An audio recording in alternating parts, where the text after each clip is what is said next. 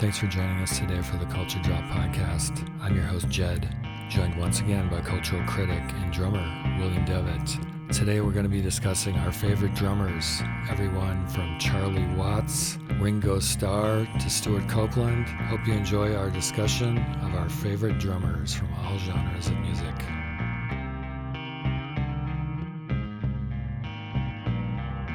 Do you want to do the drummer talk? Yeah, let's have the drummer talk. Birds and the bees and the drummers. Okay, there shouldn't be a lot to say because, drummers, right? Right, here come the drummer jokes. Right? Hey, you want to hear some drummer jokes? Yeah, bring them on. I knew that you would. So, God, there's got to be a light bulb joke. How many drummers does it take to change a light bulb? How many? 6. 1 to change the light bulb, and to hold the light bulb, and 5 to drink till the room spins around. Nice. Okay. There's lots of them. But, okay, guy goes into a music store, he's a drummer, and he wants to take a new instrument. He's not really sure, and he's looking around the shop, and finally goes up to the shop guy and says, "Yeah, hi, I'm interested in a new musical instrument." And the shop guy says, "Oh, what are you thinking about?" And guy looks at the behind the counter and says, "Well, I'm thinking about that alto sax around the wall," and looks over by the room, by the register, and I'm thinking maybe that accordion there looks interesting. There actually is a third instrument. I just can't remember it. But anyway, the shop guy says, "I bet you're a drummer. You must be a drummer, right?" And the drummer says, "Oh, why, yes, I am, as a matter of fact. And how did you deduce that?" Shop guy says, "Well, the fire extinguisher is not for sale, and the radiator over there is bolted to the floor." Okay. That's pretty good. So I know I got a list of 20, and then a bunch of probably 20 or less honorable mentions. But I don't know. It's not a heavy research thing, is it? It's drummers. How heavy could it be? Yeah, I was going to ask you how many you had on your list. I've got about 25 here, I think. Yeah, I could have gone more, and I just. I guess I doubled it with honorable mentions. But I think what I had in mind is the drummers that really, really influenced me as a drummer. Yeah. And is that an artistic statement? No. Just a little pretension there. But not only that, but I actually look forward to hearing on records, specifically for their drumming. And we should preface this by saying that you are a drummer. You played drums in a lot of bands. I'm more of a guitar player, but I listen a lot to drummers when I'm playing or just listening to music. So we're coming at it from two different perspectives. I guess you could put it that way, but Judge, my friend, you too are a drummer. How do I know this? Because I've played bass, guitar along with you while you were playing drums. So I'm a amateur drummer, we'll say. Well, you're you got a real steady internal meter. I'll give you that, definitely. The few times I played with you, just jamming with David and whatever, switching off instruments. Yeah, it's fun. I enjoy holding down the basic rock beat or whatever I can do. It's just fun playing drums, right? Oh, it is fun playing drums. It's I don't know. It's a very active mode of playing music and musical expression, if you will. Yeah. Yeah, it's a lot of instruments are, but all instruments require physicality. Say, brass and woodwind, horn players. That's a pretty intense, using your lungs and your mouth and amateur. That's a pretty, but that's different. It's it also involves hands. and dexterity. Yeah, here's a question for you. When different drummers listen to different instruments, like I know Charlie infamously, supposedly, played off Keith. A lot of drummers play off the bass player. Do you listen to a particular instrument when you're playing with a band? One of the last proper working bands I was in, and I won't tell you how many years ago that was, I had very definitely, and very consciously moved from primarily locking in with the bass to locking in on the guitar. Rhythm guitar, if you want to call it that. I don't make a big distinction of rhythm and lead guitar or any other kind of guitar. But yes, I did, and I was very consciously in that band. The band's name is Hut Hut Hike. Yes, as in the football. Hut Hut Hike. I was very consciously and deliberately doing what I felt Charlie Watts would do with Keith Richards. Or Fred Bello or E.B. Hardy with Chuck Berry on his early records, where the drums and the guitar and the piano, the bass, kind of lagging the rhythm. But that was very conscious. But otherwise, yes, I think it's overplayed, the drummer-bassist relationship. Yeah. It's certainly true. Ideally, everybody should be listening to everything. That's assuming that you can hear each other. It's not too loud. You're not too, chemically altered or otherwise intoxicated. But ideally, you're listening to everybody. But as far as the rocking with the bass, makes a lot of sense. And that's what they call the rhythm section in the modern. Yeah, and I just, the more I listen to music, my ear gets sharper. And one thing I find that I know I'm more conscious of, and I find very musically satisfying when it's appropriate, is when the bass drum hits at the same time as the bass guitar. That's just such a satisfying sound in the right context. Well, I'm going to digress. That's what I was talking about. That downbeat thing, that's what I was trying to avoid with that particular band, that particular era. It's the mid-late 90s, when the band Hut Hut Hike. That, to me, was becoming less and less important. The downbeat, the bass, the kick drum with the bass guitar. Or that bass. That became less and less important to me. Because I had already done it for whatever, 20 years of playing. Semi-professionally, if you will. And what was more interesting to me is what actually got me off about drums. It was a heavy backbeat, and that's the best thing I'm good at as a drummer, is providing a simple, steady, and hopefully exciting, with the embellishments of a heavy backbeat. And obviously Charlie Watts was my first drum hero, and so it makes sense. But I veered off very early. Same time I got into music, being a drummer, I was into Keith Moon and fast, heavy, hitting many drums and many cymbals all the time.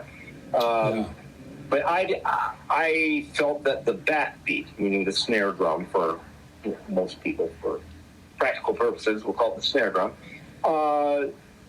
working off that and not paying so much attention to a heavy downbeat. That was rock to me. That was rock music. The heavy downbeat with the bass and the bass drum, and you turn that sucker up loud on your stereo or whatever, and a big thing. It was a big mighty sound, deep and fat. Well, to me, as I learned more about various styles of music that had always informed me, say blues and reggae and jazz, ultimately, I realized it was the backbeat for rock and roll music as opposed to rock music. was really centered on the backbeat, and it wasn't all about downbeats. So if you listen to early, I don't know, we'll just say Elvis Presley, on studio recordings. What you have there is, DJ Fontana, often just with a snare drum, no kick drum, and a ride cymbal. And they have Bill Black on the upright bass, and he's providing the downbeat. And, the undertone, and, Scotty Moore, the guitar player, is doing his thing, and Elvis is holding down the rhythm on acoustic guitar. So, and that continued on with Chuck Berry, just for example, at Chess Studios in Chicago. The same thing. Willie Dixon providing, it was a ghost downbeat. So Fred Bello or E.B. Hardy, whoever was drumming, that was not the prominent thing. What the prominent thing was the backbeat, and Chuck would be working off the backbeat more than he would be working with the downbeat. And Johnny Johnson's piano, you got to remember, the piano was originally, in the 20th century, considered part of the rhythm section. As we moved, past the Second World War and this thing called rock and roll started developing some various disparate styles and influences. The guitar, not the guitar, but the bass and drums ended up taking over as the primary rhythm section. But pianos were very vital to that early sound, northern sound, not so much the southern. Well, that's not true. Look at New Orleans. But so that would kind of fill in the mid-range area. Now, I'm going off on a tangent here deliberately, Jed, and I'm going to shut up in like 9 seconds about it. Okay. But that informs my favorites, my list of favorite drummers, and me too. I can listen to drummers that are doing just wonderful stuff, and I have a few of them on my list, but that I couldn't even dream of approaching, playing anywhere near that style. So that whole spiel about backbeats and all that, and to answer your question, originally started with the question is, I more recently, in recent years, even with you and David, have not ignored the bass, and we'll just say you and David are very, very different bass players. In your approach. I generally didn't with you guys all those years of playing, various spaces and recordings. I didn't ignore either one of you. I just assumed that you're going to be there. And so, I'm not like a fast kick drummer or anything like that. I like the pulse, the human heart, the flow of blood through your system. That's what drums for me is about. It's heavy hypnotic rhythm. But I was always paying attention to your guitar. That's what I cue off, or David's guitar. And when you go, both fine guitar players, you're both fine bass players. But okay, so that's to answer your question. That's a really long answer to your question. Yeah, and that makes a lot of sense to me, because in a lot of ways, in a band, the main rhythm guitar is like the main musical instrument that's, kind of structuring a lot of the song in terms of where the chords and the rhythm. So that makes a lot of sense to me. And then the other thing that I got curious about, while you were talking, I was looking up backbeat versus downbeat, the difference. And according to what I'm reading here, downbeat is like the one beat, and the backbeat is the standard rock beat on the 2 and 4. Is that how you kind of would define it? Yeah, in general, yeah. For our purposes, for the purposes of what we'll call contemporary popular music of the 20th and 21st century. Yeah, that's a pretty basic, accurate description. Okay. Popular music meaning all those various genres where the 4/4, rhythm pattern is prominent, is the showcase of the song.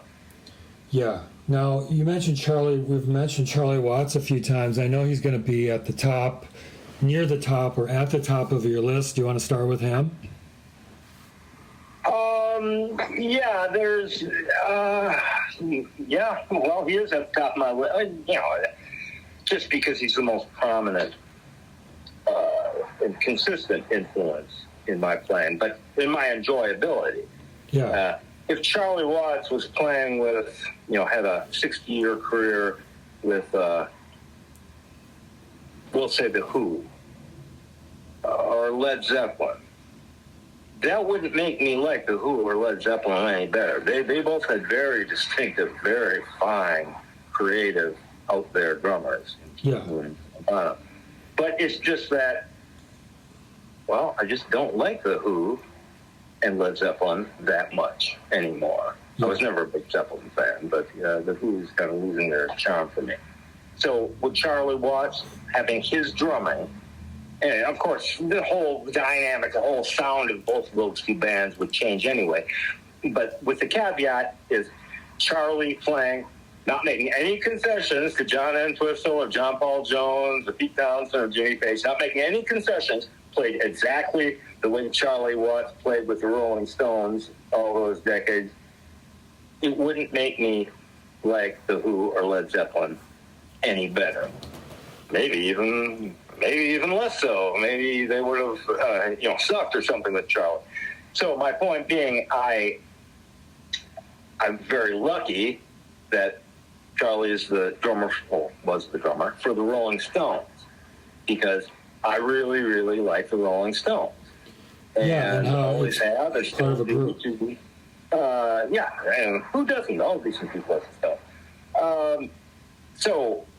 But that was one of Charlie's big things for all the years in interviews. He's an interesting interview, but he's a very reticent man talking about his own playing. And he just said, basically, I like playing with the Stones. He played in a variety of what we'll call jazz bands, from trios to, 8 pieces or even, larger. Popular wisdom is Charlie was a jazz drummer. But he'd say that. He'd say, really, the only band, rock and roll band or pop band I like playing with is the Stones. I just like playing with them. And just a little sidebar there. When you're talking about not necessarily finding interesting to play to the backbeat, it makes sense that Charlie had a jazz background and wouldn't play to the jazz. There's like a freedom in the jazz where you're a little bit more free to play to like the guitar, for example, and still keep the beat in the song, even though you're not playing the obvious necessarily backbeat. Well, yeah, you're playing around. It, yeah. You're playing around the other instruments. I'm a horrible jazz player. It's fun to attempt it, and has been for years, for decades, with various players. Like, we're clearly trying, let's see, horn players that I've worked with. My brother Chris is one example. But it's like it's self-consciously, we're trying to do a jazz thing, jazz. Yeah. That's a very broad term, jazz. That's as broad a term as pop music or rock music or rock and roll music. It encompasses massive, many, many different styles and approaches and genres, if you will. Jazz isn't a genre unto itself any more than pop music is a genre. And by pop music, I mean, everywhere, one from Taylor Swift to Muddy Waters. That's what I mean by pop music. So, yeah, that's, and there will only really be on my list one drummer, who I guess you call a jazz drummer. That's Elvin Jones, who played with all kinds of people. But my favorite period is the early to mid 60s. I worked with John Coltrane quartet with McCoy Tyner on piano and Jimmy Garrison on bass. But can I do that? Do I have the facility? I do not have the facility. I don't have the knowledge. I'm just not that. I'm not that good. And rock and roll drummers, whatever you want to call them, famously, many, they have multiple influences. Say Mitch Mitchell of the Jimi Hendrix Experience. It was, pretty upfront, even in '67, that Elvin Jones, which is how his big influence was Elvin Jones. And I've never really cared for Mitch Mitchell. He's a fine drummer, but I preferred Hendrix's work with Buddy Miles because of the pulse. Buddy was a real pulse player.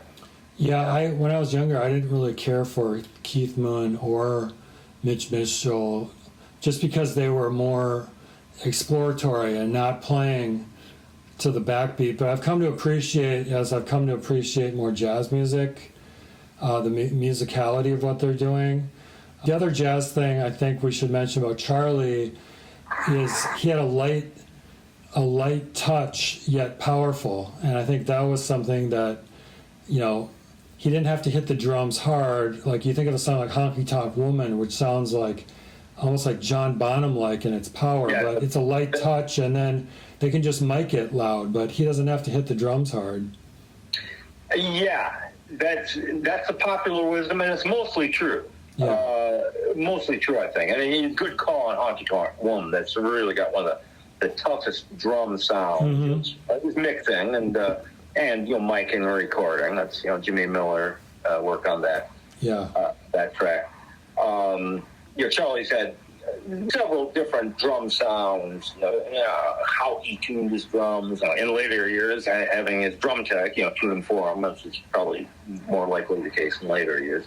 But that's a good call about appreciating drummers like, say, Mitch Mitchell.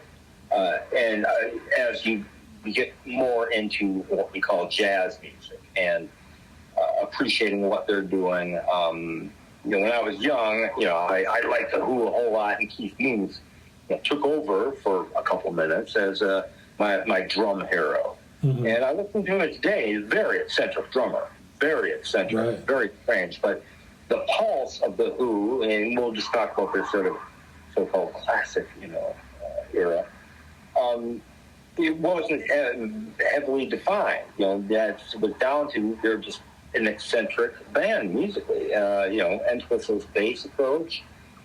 I think it all came down to Pete was such a propulsive, pulsing rhythm player that's the only way that Entwistle and Moon could do what they did. That's exactly where I was going next, Judd. Exactly.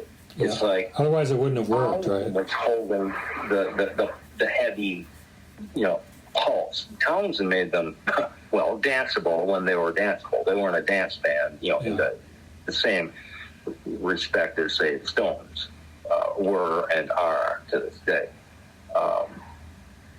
No matter if they're doing a slow ballad or, a rave up like Dance Little Sister or something. They are a dance band. The Who are never that. That's a good call that Townsend was the glue holding Entwistle and Moon together.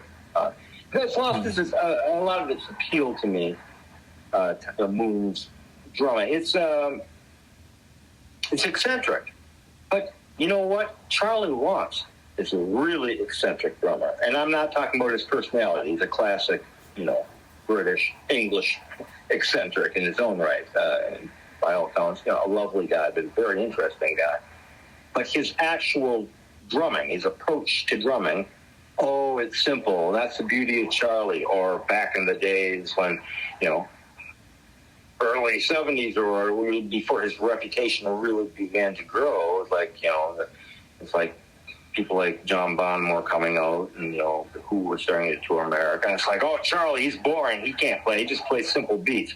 Well, before his stature started to grow, the latter part of the 70s, as a true stylist, he was not just simple. There's many strange things that I could point out to you that he does with regularity that are just not of the norm. Yeah. And I don't know how much time we want to commit to, talking about the peculiarities or, intricacies or eccentricities of Charlie Watts playing. His hi-hat work, his cymbals, his choice of cymbals, and sometime around early 1977 for the Some Girls album sessions in Paris, he started to use a China cymbal. which traditionally, up until that point, had primarily been used by what they used to call prog players. Yeah. Heavy prog bands, Emerson, Lake and Palmer, or Rush from Canada, or bands like that. It was, a color instrument. Well, how Charlie used it? He didn't use it. He used it as a crash cymbal.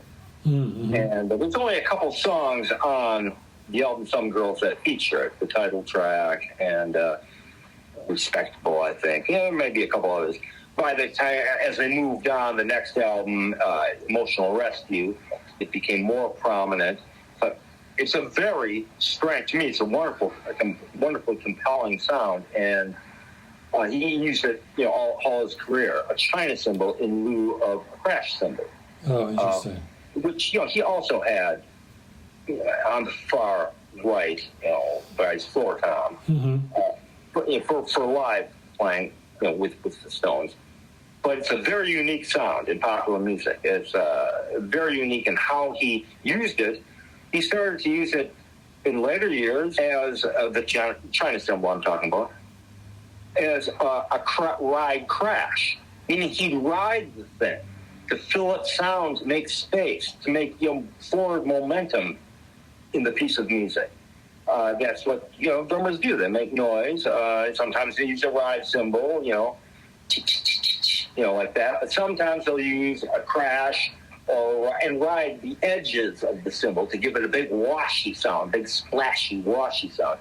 But Charlie started to do that with a China cymbal. Did he play it on the song Emotional Rescue? Is there a China cymbal in there? Sure. Yeah. Sure. I can hear it. Yeah. Yeah, it's just a big, washy sound. Now, they started to tone it down in later years. You got to remember, the Stones were around and still are around to this very minute for 60 years. So I'm talking from 1977 to until his death. So that was a very unique sound that he was using. Yeah. With China cymbals. I've never seen or heard another drummer ever in any sort of category of music with that approach. And that's a piece of equipment. It's how he used it and how he envisioned using it. I always thought it was a wonderful thing, particularly live, that you wouldn't get the bleed through of a traditional ride, splash, or crash cymbal. So you could actually mic the drums in a more, delicate and precise manner. That certainly worked because, for my money, Charlie Watts had the best drum sounds and mixes, even live, of any drummer I've ever heard of anywhere, with possible exception of Elton Jones on those mid-'60s Coltrane Quartet albums. Just the coolest drum sound. The one time I saw the Stones, I was working for them. With the union, the local IOTC union. It was in '96 on the Bridges to Babylon tour at the old Metrodome.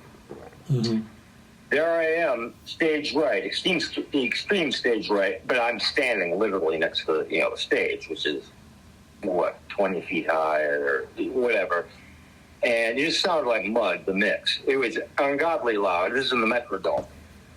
Except Charlie's drums, which sounded pristine. They sounded like the freaking studio albums of that era.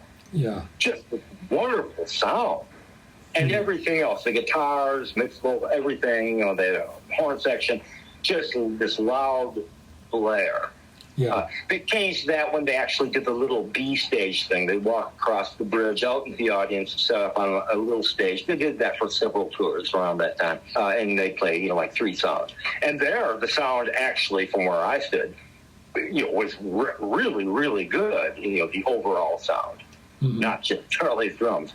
And I was working, so I'm stone cold sober, not, I haven't had, a beer or anything. His sound was a big factor. I'm sorry, I went off on a tangent there. Did you pose a question or a comment? What was I commenting on before I told you about the one time seeing the Stones live? I don't remember, but I have another comment just to bounce off of what you're saying, you're talking about his eccentricity. I just want to mention one of the things I think is really cool about Charlie Watts is almost this is like a spiritual aspect. It's like a style aspect. He's almost like a Zen master in that, he's impeccably dressed. When he finishes, he crosses his drumsticks just like if you were an impeccable, serving in a tea ceremony or something. You'd place your instruments just so. Right. He's just there's like a Zen aspect to what he's doing and it's very much of the Japanese craftsmanship tradition that you're just trying to be as excellent as in your craft as you can be, and there's just a certain beauty in that. And Charlie, just of all these drummers, probably exemplified that aspect the most, if that makes sense. It's wonderfully well put, man. Wonderfully well put, yes. I agree with everything you said there. Yeah, that was very nicely put, man. Of course, that's also by his later years, what the popular wisdom, was that, Charlie was this very, very elegant, person, but with elegant tastes and approaches to not only life, but playing drums with that one band, the Rolling Stones. And so that became, popular with him. And, long overdue was that popular opinion. And it's certainly true. It's not a myth. It's not legend.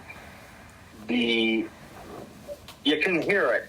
It's in the grooves on the records up until even the last album. Charlie plays on two cuts alongside the wonderful Steve Jordan. Yeah, that's very well put. But the sound is in the grooves. Now, here's the thing about the Stones, that they've had this archival DVD thing going for since 2001, something like that, where they release a full show. They film every show, and they have since probably since the mid 90s.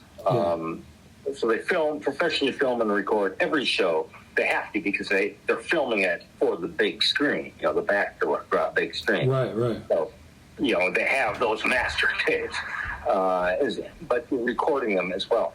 So I've got all those. I'll buy them. I think it's great. And you get the DVD or Blu-ray, and then you get, usually 2 discs of the audio. Often remixed by, say, a guy like Bob Dylan, who's done a lot of them.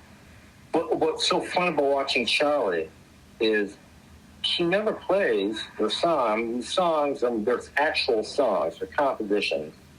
And the Stones have traditionally been pretty fast and loose with how they play versus how they sound on the records. That's one of the many beauties of the Stones, is that they don't try and replicate the records per se. But Charlie doesn't. You'd think, such simple rhythms, driving rhythms, simple drumming. There'll be a lot of repetition, sort of autopilot. Okay, this is respectful. This is a fast rocker. Okay, this is Wild Horses. This is a laid back. No, his fills are often changed from show to show, sometimes on the same tour, but certainly year to year. It actually sounds like and looks like he's playing these songs for the very first time. He's not, reinventing, the trap drum sets. Like, he's not, Elvin Jones. He's not doing that. Playing, duetting with John Coltrane on tenor sax, working with different strictures and structures and different sounds and instrumentation and players, meaning Stones and the various side players, long-time side players. It still has this feel of spontaneity. Sure, of the released stuff, the Stones are always, most artists or acts are only going to, with an archival stuff, they're only going to release generally the higher quality stuff. I'm sure the Stones have off nights or downright bad nights, just like any real working band. You got to remember, the Stones really are a working band. They just got done with a 13-day date tour in mid-May. That thing you just said about, he plays a different fill, like in every show. There's a parallel there with Ringo Starr that apparently every time Ringo plays a drum part, like every take, even in the recording studio, it's different. Like he could never duplicate a part because he's just responding musically in the moment to what he's hearing. That may be some of your early, 60s, late 50s British thing, maybe kind of developing from, skiffle towards what they were calling skiffle, towards, the R&B, pop, rock and roll stuff that was starting to come over from the U.S. That may be a thing. It sounds like looseness in the playing, but it's really not. It's more responding to the other players. Because when these players, people like Richard Starkey and Charlie Watts, or Ringo, started playing, they didn't have good gear. They had crummy gear, and they were little boys and learned their instruments. But even when they started playing with other musicians, they're playing tiny little clubs and pubs, and with crappy musicians, or crappy musical instruments, crappy or non-existent, PAs or sound systems. And so they really had to respond to each other. There was no formula yet. They couldn't just fall into, talk about the downbeat, the heavy bass, kick drum thing. Well, that was going to come years later, when that was a prominent thing, when they started calling it rock as opposed to rock and roll. So to your point about Ringo, that's certainly a commonality that I see with certain British players of that era. And it's also, I think it's a drummer who's like a member of a band versus a session player. Like a session player would be able to duplicate his part, play, double it up or whatever. Where these guys, they're just, they're in great bands and they're listening to what their buddies are doing and playing off it. It's a very different sensibility in that way. Yeah. Well, I'm going to go sideways here, Jed, and we were just talking about, Charlie, how he didn't do the exact same fill from show to show. Never mind, how the fill was, if there even was a fill on the record. Yeah. What I'm getting at is that some of my first experiences seeing live music, meaning auditoriums and stuff, and then later in bars. Well, the very first drummer I ever saw live, big band, was Max Weinberg with the E Street Band in 1978. Yeah. With a guitar player and singer-songwriter you may have heard of named Bruce Springsteen. Yeah. I was already hip to Max's sound in the E Street Bands. There's only 2 records at that point with Max on it, and Born to Run and the just released Dark on the Edge of Town. Yeah. And so Max is an entirely different drummer. What he plays live, he gets those fills are from the record, and he gets them live, and he's dead on. Yeah. They're hooks. Those drum fills and patterns are hooks, as in a hook in a song, be it a vocal, melodic hook, instrumental thing. It's something that you really sink your teeth into, like, that's cool. I love it when that happens. Yeah. And that was something that, when did that happen in pop music, when drummers started doing that? I don't know. Max was, in response to the ad that Bruce had put in late 74, early 75, in a music magazine for auditioning drummers, Max had been working the orchestra pit band, and where everything has to be perfectly notated. Big orchestra, and your cues, your timing has to be just. It's essential. I play, for like, Godspell and now maybe Tommy, but like, Broadway production, that kind of thing. Yeah. He also played in, proper rock and roll bands as well. So he had that precision. He had that training that Ringo and Charlie didn't have. Well, whether Ringo and Charlie had it or it just didn't apply to the music, the bands they were playing with. And I'm not saying he's better than them. I'm just saying they didn't go through that musical discipline learning process. That Max did. No. Originally when they were young, no. Max was, I don't think he went to Berkeley or anything like that, music school, but he's very educated and disciplined drummer from a young age.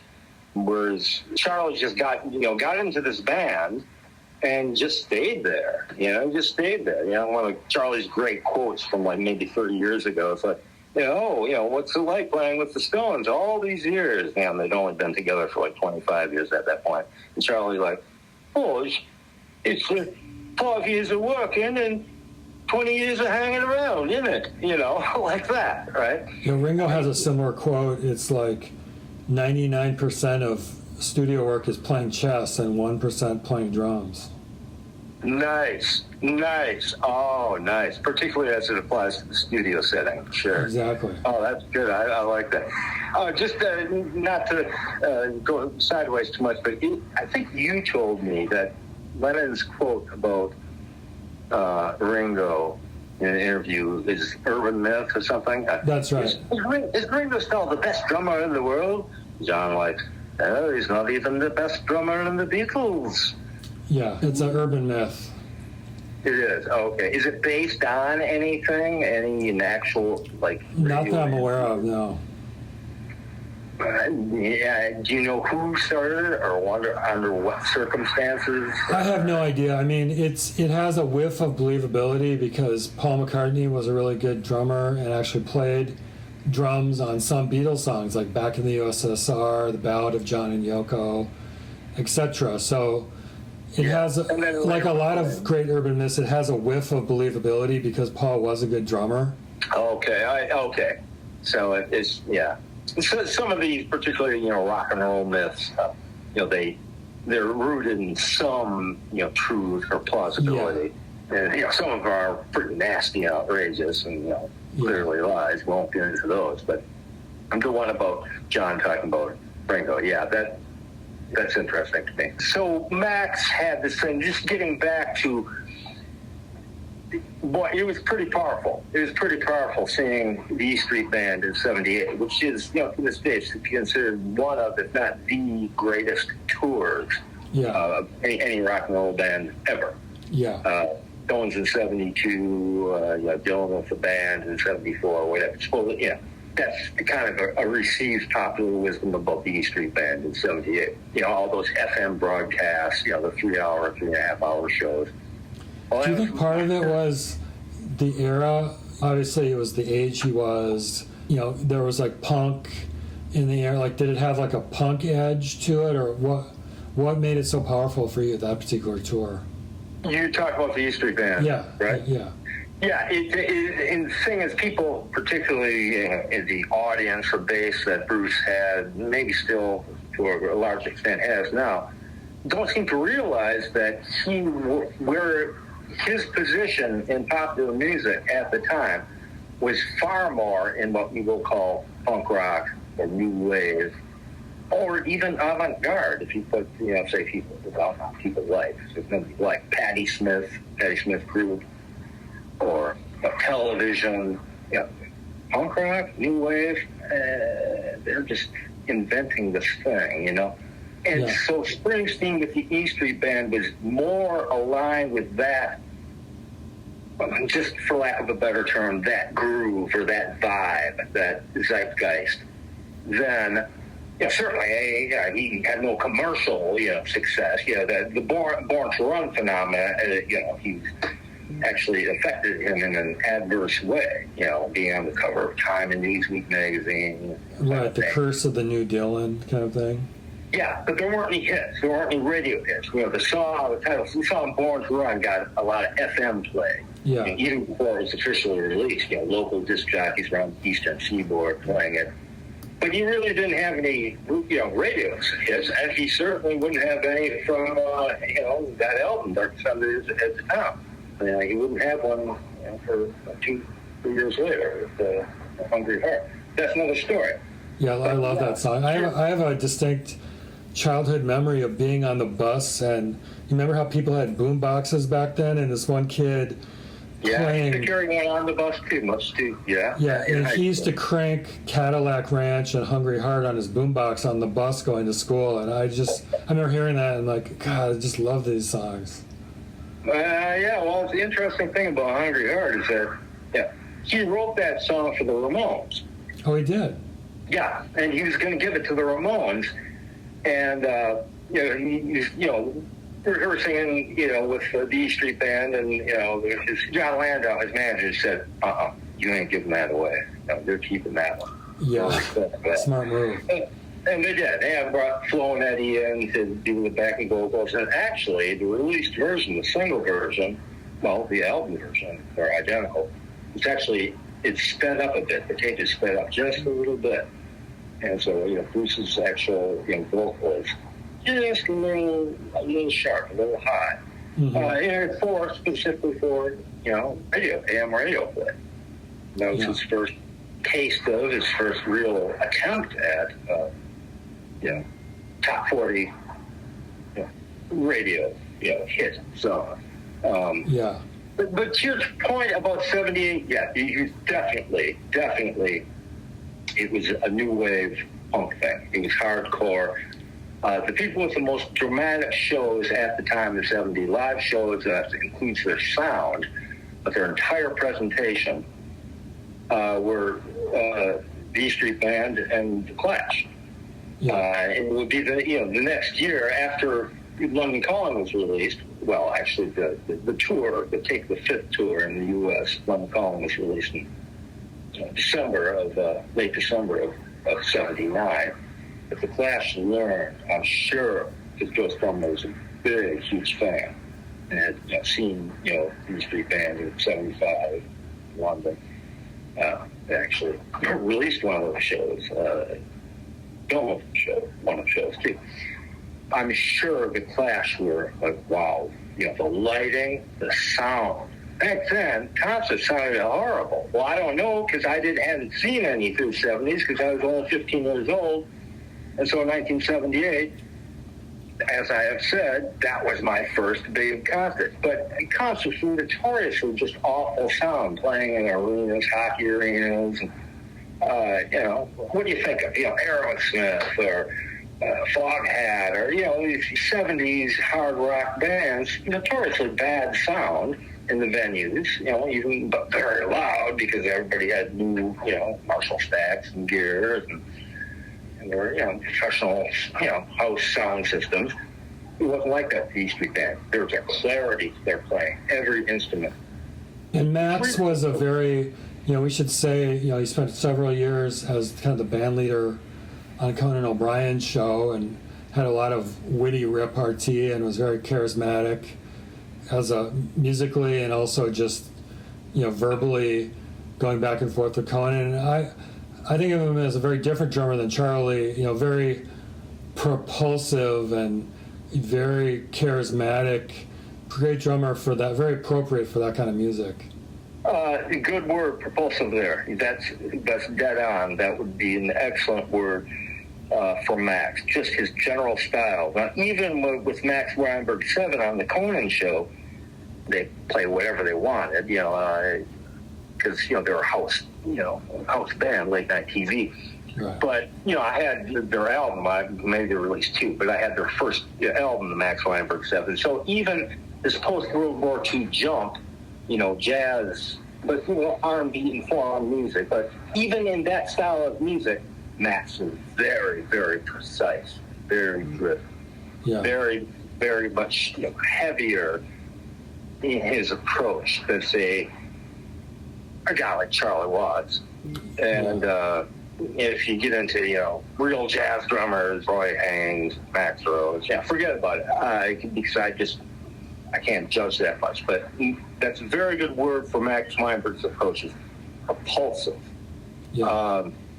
And it's a modern style of drumming.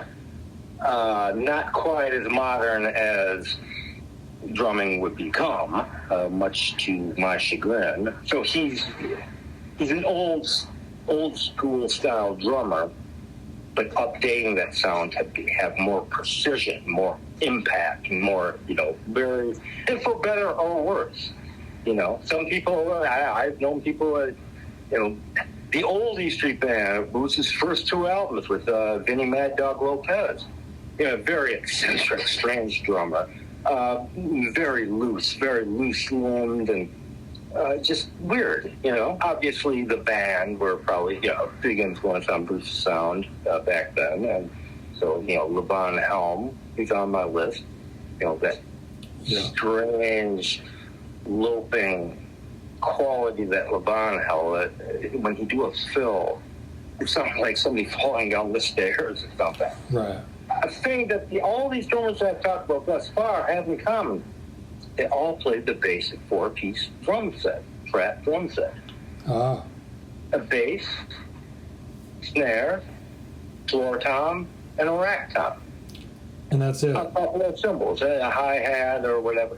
And all these drummers, and as generally most of the drummers on my list, I'm not going to list them in any particular order, played smaller kids.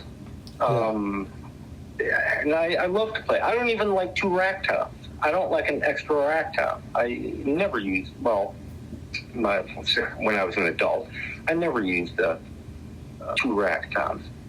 And that is sort of, if you refer to Charlie as having a Zen quality about his approach to music and his approach to everything, his general sartorial approach to life. That would be one of those things with me, is no second rack tom. Two floor toms, my man Topper Heaton of the Clash is coming up here, and that, he turned me on to that. Wow. Yeah. I actually had an 18-inch floor tom, a Ludwig Silver Sparkle 18-inch, generally 16 inches standard size floor tom. But I actually had one, and the landlord stole it to collect him in the front. But no two rack toms. That's a sartorial thing with me, and it's a sound thing, it's an approach thing as well.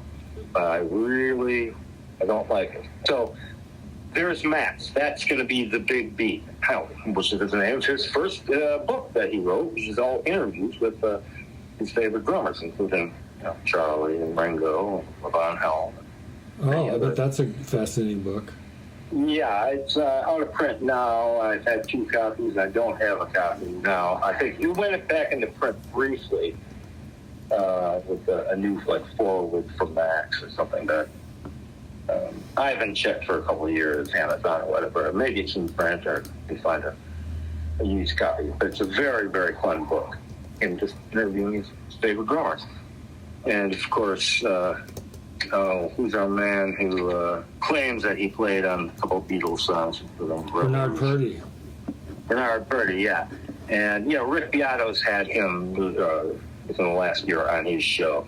And, again, he's a very charming, elegant guy. He's a wonderful drummer.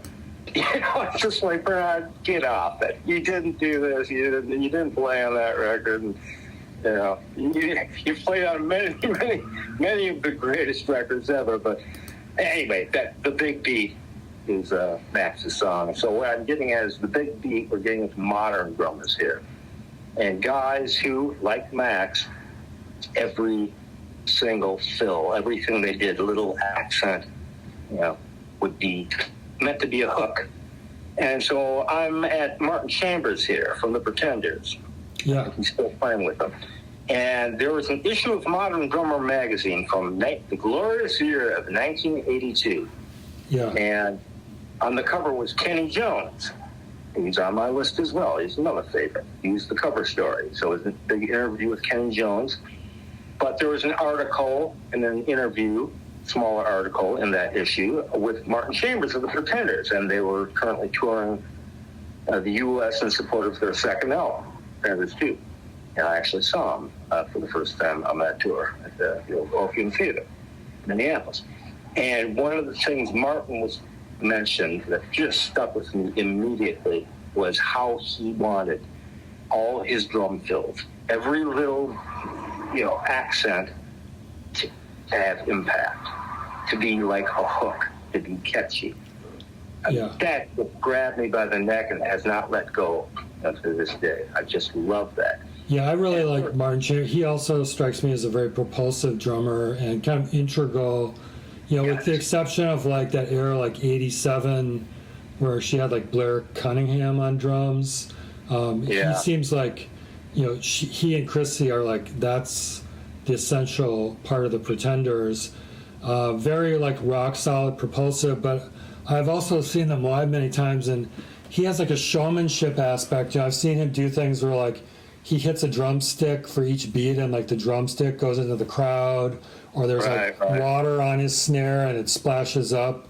So he's kind of got like that fun showbiz aspect too, in a fun way.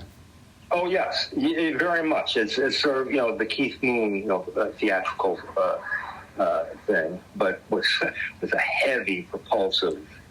Those big arms. A beat. Yeah, I only saw the Pretenders twice. I think he's playing with them right now. They're touring right now. My boss at work saw him 2 weeks ago at Target Center. Yeah, unfortunately, usually when they come through, they're opening for some like lame band from the 70s that I don't like. But I think you're right. I think they were just. I don't know. She didn't mention. I didn't talk to her. I just heard her over talking to another employee. And so I don't really know what he sounds like these days. He's played on a lot of the recent records. Well, tell you what, I haven't heard a lot of the Pretenders' last several albums. Yeah, well, I've heard a bit of it. His drumming, are the songs as good as the first 3 albums? Probably not, but I mean, his drumming is still, of course, great. Well, I think particularly with those first 2 albums, Pretenders' first 2 albums, and arguably the third, although to me sonically it sounds much different. It's Chris Thomas's, studio, his production, his engineering. Yeah. Steve Kirkyard was, and Bill Price engineered the first 2 albums. Right. And there's one thing that Chris Thomas just loves to do, Bill Price mainly as well. They just love miking drums. They just love really, really cool. Good drum sounds, Yeah, so you got that from Glenn Johns, But he's that thing that British rock and roll bands or rock bands often had just so much better sounding drums than their American counterparts for a lot of the 70s, and the early and up to the mid-70s. And I don't know how accurate that is, but certainly for a lot of the music that I like, usually, with a dedicated drummer, meaning that you're an actual band. It's not like a studio project of some artist. Glenn Johns would be a classic example. Jimmy Miller would be an aberration because he was actually an American, but he made his name in Britain. Steve Winwood, Traffic, engineering then before he hooked up with the Stones in '68. But otherwise, he was these British producers and engineers. They're just the Brits just had cooler sounding drums. That's right. And so that's the thing with those first 2 Pretenders albums for me is just the texture, and the whole record.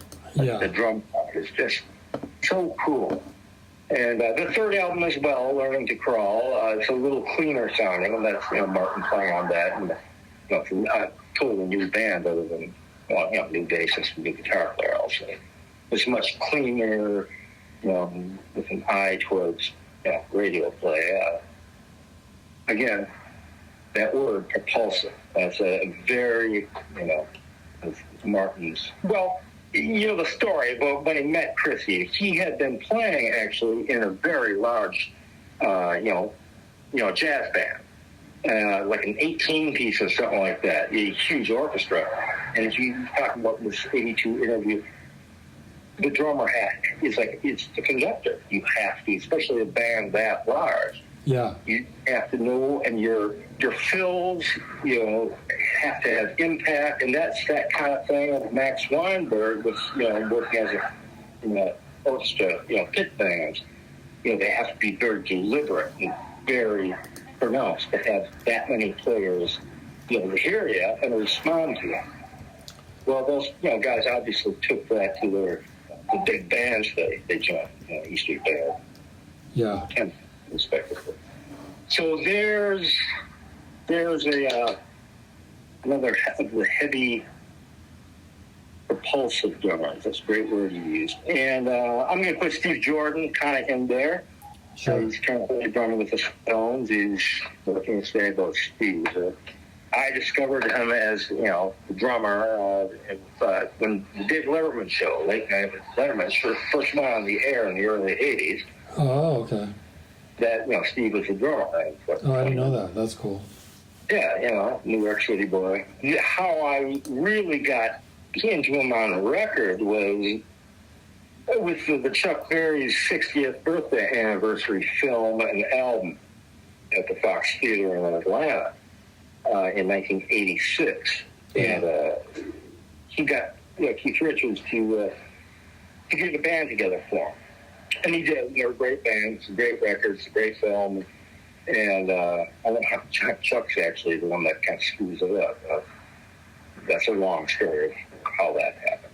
It was over the course of 2 nights, the filming and recording. And Steve Jordan was the drummer for the band. How that came about was Keith wanted to ask Charlie, and Charlie said, no, I don't want to do it. And Charlie was. Uh-huh. And for various reasons. So Keith and Chuck were talking, and Chuck said, I saw this guy on the Letterman show and with James Brown. And, this is 86, and James Brown was on, did like 3 or 4 songs and like all musical acts on the Letterman show, you had to work with Paul Schaefer and the house band. Yeah. That was just a house rule for the show. And they sound really good. Hiram Bullock on guitar and Willie on bass and Jay front keyboards. But Steve Jordan. And he said, I can't see him. And you can look it up. You can find it on YouTube, and you'll see, the camera will zero in on Steve, but only up to like his chin. You can't really see his face. And Chuck's like, who is that dude? Who is that dude? I want that dude. I want that mofo to be the drummer for this band, for this film and album. And it turned out it was Steve Jordan. Uh-huh. Well, obviously. And so they got him, and it's great. The record's got, I don't know if you know it or you've seen the film, Hail, Hail, Rock and Roll. Yeah, I saw it in theater when it came out. Yeah, it's a just, classic film. The outtakes for the deluxe version are just as entertaining, if not more so. So that's how I became affiliated with Steve Jordan, and he did a little work, probably not full drum tracks on the Stones' Dirty Work album from the same year, 86. They did a recording in 85. So he was known in New York City, and that's where, Keith met him, obviously, great fun. Then in coming 1988, Keith wants to do his first solo album. Again, he asked Charlie to do it. Charlie said, no, I was selling for Stones with you singing instead of Mick. So he didn't want to do it. And Keith went to Steve Jordan and said, you want to do this? And Steve, of course, being the kind of guy he is, singer, songwriter, producer, multi-instrumentalist, says, yeah, let's write some songs. And so Steve became Keith's sparring partner with the Expensive Lineups, which is the name of the band they formed. Great, great band. And, both writing the songs with Keith. But again, he has a very propulsive sound. And this is a guy who can play a whole lot of styles. Never heard him play, say, jazz, per se. But, which is not to say he hasn't done it, because he's a big, in-demand session man. Mm-hmm. And became close friends with, Keith Richards and Charlie Watts and, all of them, Woody and Jagger as well. considered, I've heard many times, he's like the friendliest guy in rock and roll. Just everybody loves him as a guy. He has a very forceful backbeat, and he'll hold his drum in the traditional grip like Charlie Watts does, as Max Weinberg does sometimes in the course of a show, or even sometimes in the course of a song, switch into match grip on your snare drum to what they call military style or jazz style, the traditional style of holding drums. And of course, he plays on the Stones' latest album, Hackney Diamonds. I mean, he's great. I could tell right away, immediately, the two songs Charlie played on versus the other 10 tracks on the album for Steve Stewart. Oh, that's just because I'm a nerd that way. I'm a geek that way, Mm-hmm. Can your average, casual, not just casual Stones fan, but even, sort of, hip Stones fan, meaning that they like the Stones, their current work, not just, the old hits. Can they tell? I would venture probably a lot of them couldn't tell. I tried to listen. I couldn't tell. Okay, well, I got them right off the bat, first time, checked the booklet, like, yeah, I was right. Yeah. I even guessed the one that Bill Wyman played on, the overdub bass, on one of the Charlie songs. So what were the tells that there was Charlie? Just the undercurrent. He's one of them. The two tracks, Mess It Up, is a very quick up-tempo funk, almost disco number. It does a falsetto, sort of like mid-70s Bee Gees or something. Mm-hmm. And so it's very, very, it's faster than Miss You or Emotional Rescue. And for one thing, it's Charlie's China cymbal. Oh, sure. That's a dead giveaway. But even with that, without that, I can just tell the way he works his hi-hat, the way he has a little shuffle lag on his snare drum, his backbeat, before the next backbeat, then striking that drum next. There's a little drag he uses, which is very subtle. Yeah. Particularly in the studio, he tended to downplay that.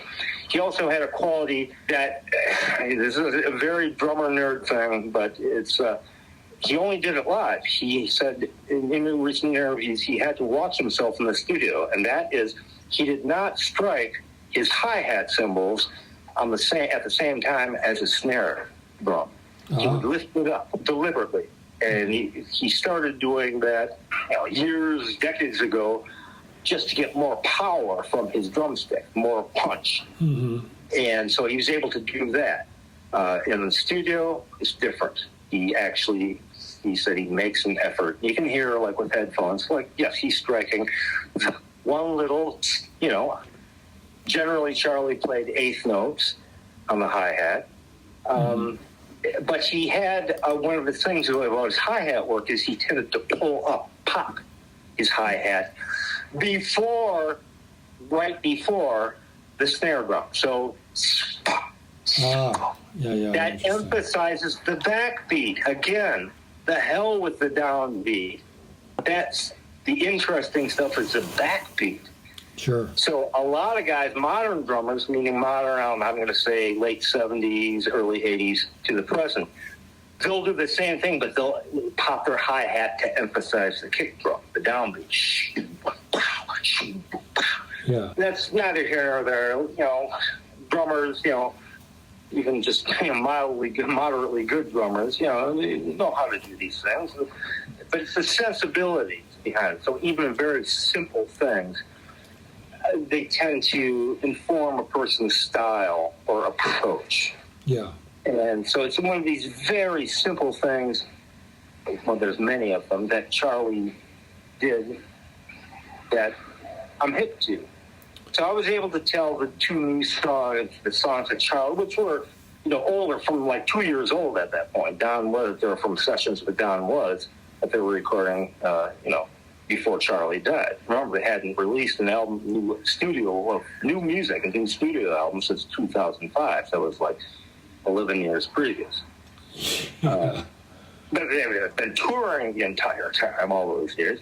So anyway, Steve Jordan, he's got the same sensibilities as Charlie. He actually does not ape Charlie I thought he would, because he knows. I've seen interviews with him, many interviews before and after Charlie died.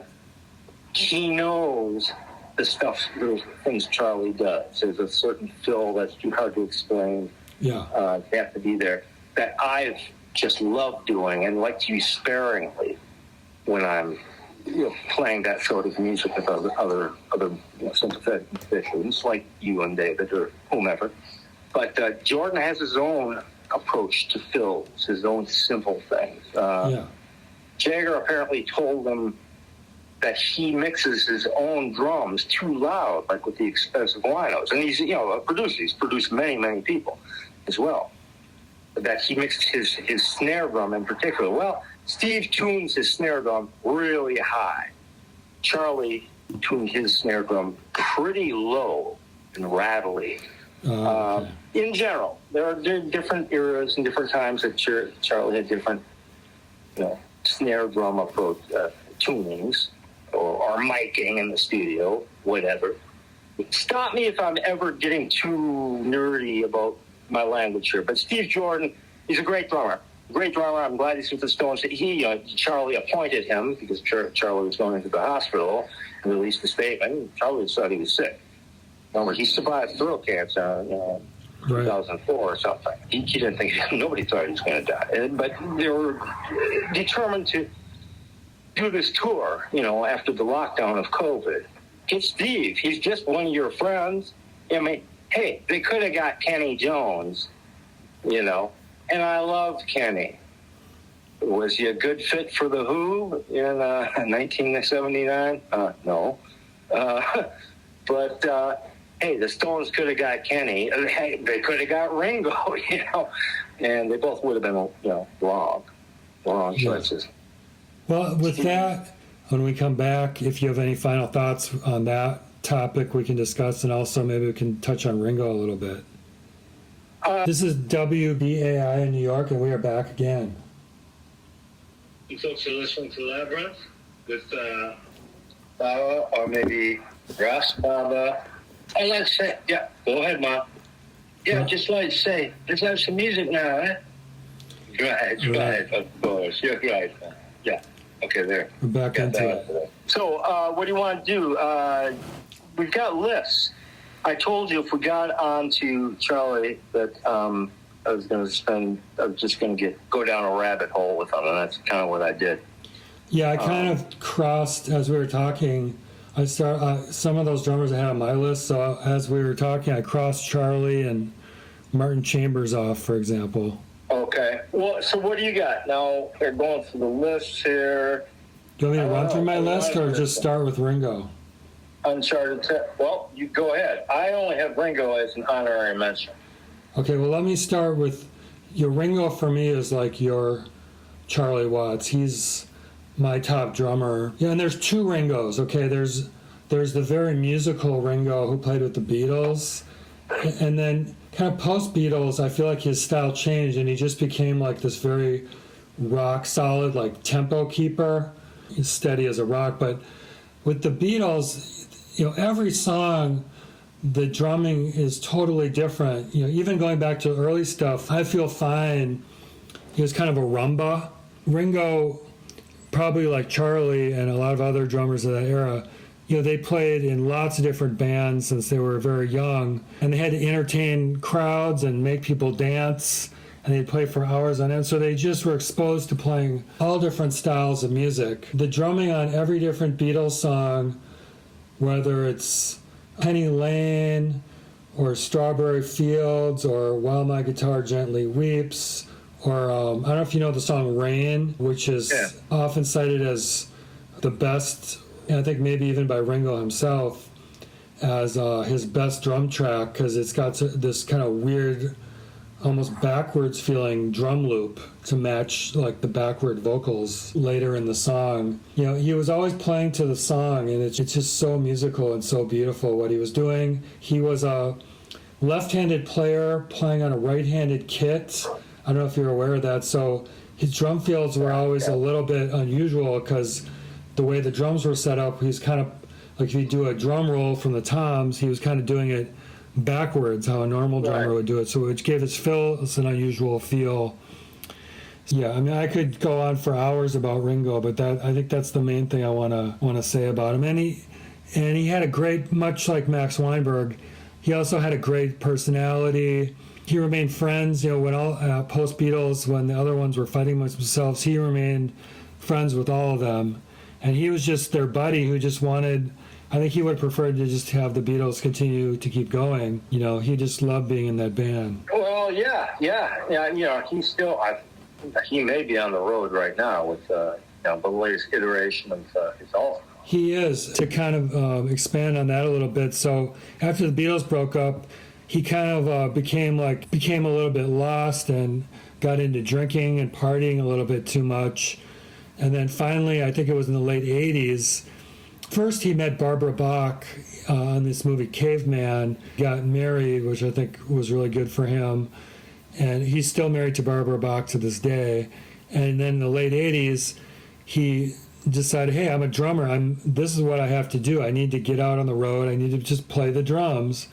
And ever since the late 80s, he's been on almost like Bob Dylan, like a nonstop tour with his quote-unquote all-star band. And to qualify to be in the all-star band, you have to have had probably several hits in your own right. So when you see Ringo live, you'll see maybe Colin Hay from Men at Work or Greg Lake or Hunter, very famous people. He'll always have another drummer playing, so that he'll come out and prance around doing the peace sign. He's very goofy. I saw him one time with his band at the State Fair. He's very goofy and show busy. He's got that aspect to him, but so he's kind of, like I said, there's the Beatles Ringo and there's the post-Beatles Ringo. Yeah, Ringo, for me, his work with the Beatles, it's of a piece. It's kind of like the Stones in that respect for me. It's, and you got to remember the Stones lasted a lot longer than the Beatles, but, the Beatles' last released album was about 1970. So we'll just, talk about the Stones up until 1970. So the studio records, Stones and Beatles, is just they're an entire sound unto itself. It's hard to distinguish. Not distinguish, but it's hard for me to internally separate the drums, be it Charlie's or Ringo's, the respective bands, from the rest of the other instruments, the vocals, the just overall sound of the records, because those two bands were so great in the studio and had such, and I don't want to use the word iconic or any of that. They're just really, really good sounding, great sounding records. I mean, oftentimes the records can be as good or better than the actual songs themselves, Yeah, and Ringo was a very musical guy, and he always said, he played to the song. Much like Charlie, there was a selfless aspect to it. You never hear him do a show-offy drum solo, with the exception of the end of Abbey Road, where as a joke almost, the band members made him do that famous drum solo. But he was always just playing not to show off his drums, but to service the song in the best way possible. Well, the thing about, you mentioned, say, at the it's Carry That Way, or the end. Yeah. And it's not like a solo. It's got propulsion. It's got a groove. That's you know right. what I'm saying? It's like Kenny Jones drumming on Rod Stewart's 1971 version of The Temptations, I Know I'm Losing You. You know, that big breakdown? That's not Mick Waller. Mick Waller was mostly the drummer with Rod's first, say, 4 studio albums. It's basically the Faces, but Mick Waller from the Jeff Beck group. Yeah. Was a primary drummer. But Kenny, they called him in that night for the session because Mick Waller didn't make it, whatever. And it's got a groove. You can dance to it. Kenny's drum solo. Oh, it's interesting. Groove. It's propulsive, but it's rhythmic. And Ringo's work is the same way. It's got an internal pulse to it. It's not just showing how fast you can hit various objects, drums and cymbals. It doesn't break down. It's not avant-garde. It grooves. It goes with the rest of the song. The guitar. That's probably Ringo's primary, maybe only example of drum boast, as they used to call it. Another similarity with, like you were talking about how well Charlie's drums were recorded, it was a similar thing with George Martin and the Beatles. His drums just they're so fun to listen to because they're recorded so well.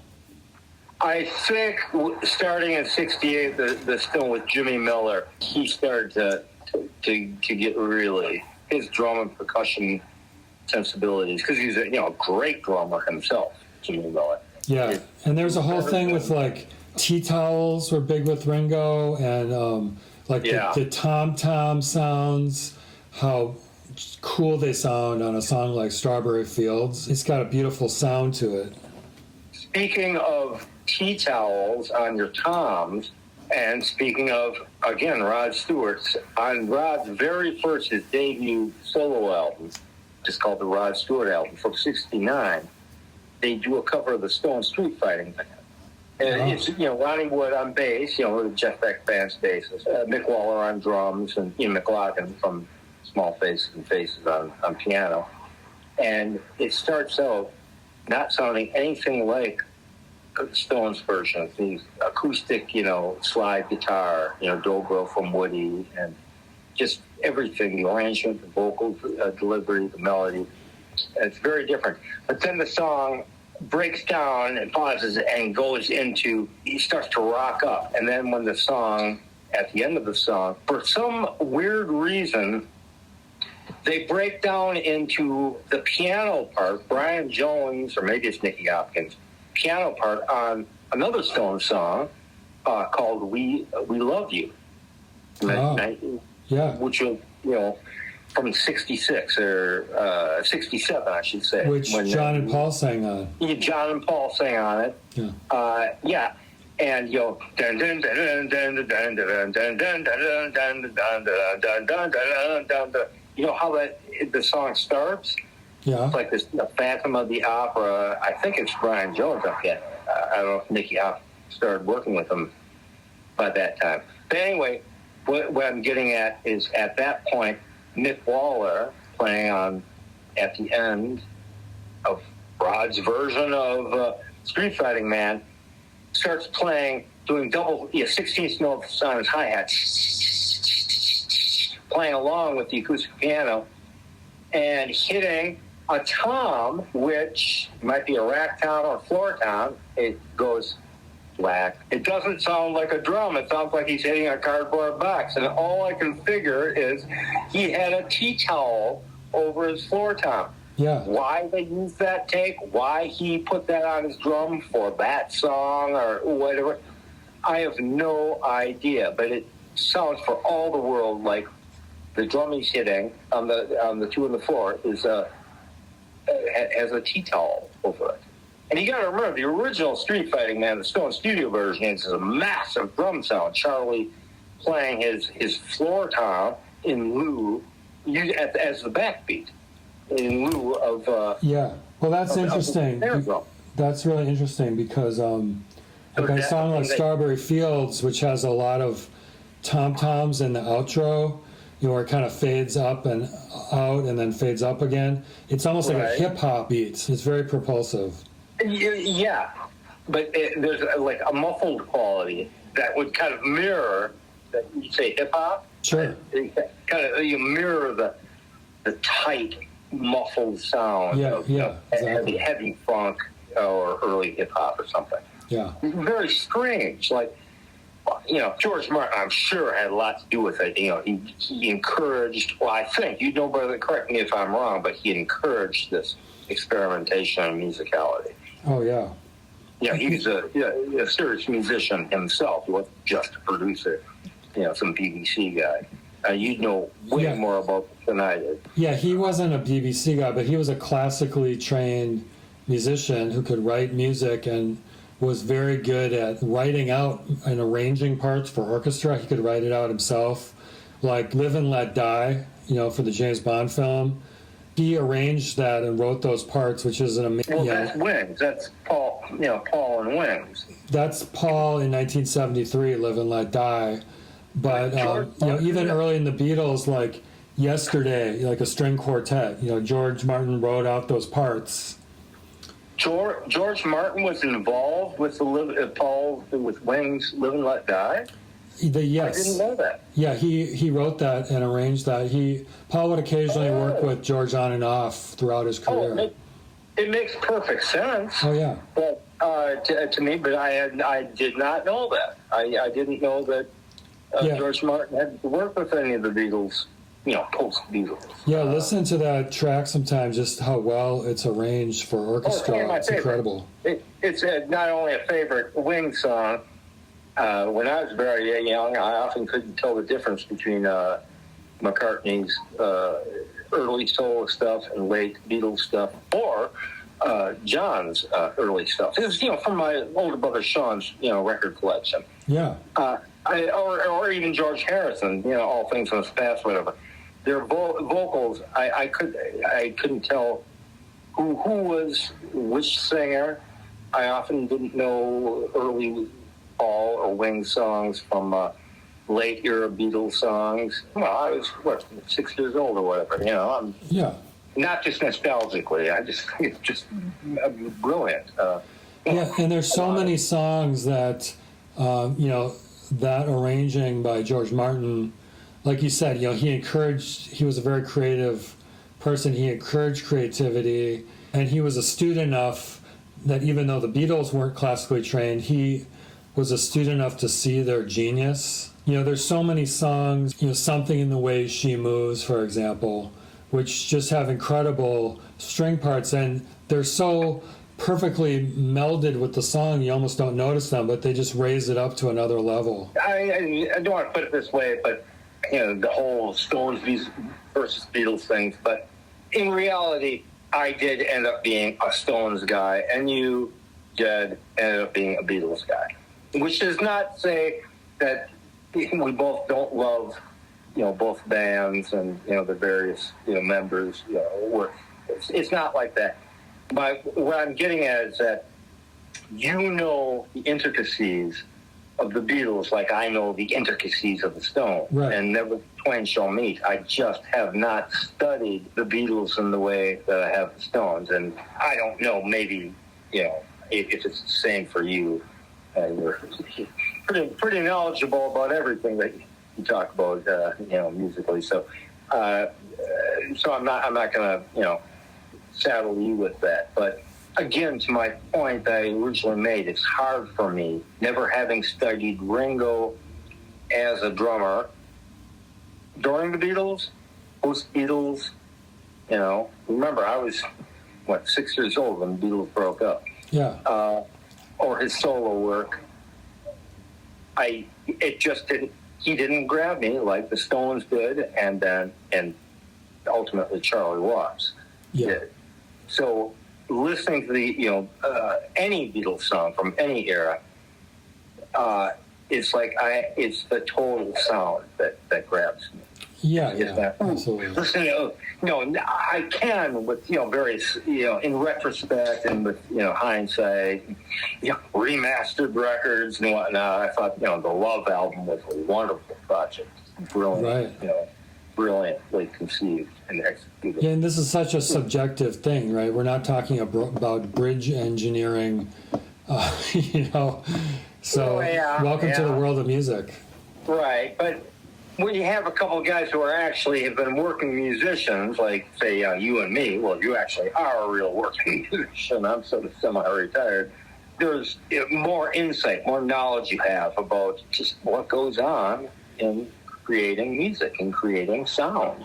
Right. And so we absorb that psychically, musicians will absorb that, think about it, dwell on it, brood on it, glory in it, just have it'll just become a huge part of their life. So a little thing like Charlie popping his hi-hat and not hitting it, live with the Stones at the same time as his snare drum, or Ringo being left-handed and so doing his round the kit fills, starting with, his floor tom and working, backwards up to his rack toms. And Ringo used, 2 rack toms later, Beatles sessions. Those are things that we know about, we're interested in, we can hear, we can feel, we can theorize about, why certain sounds end up that way.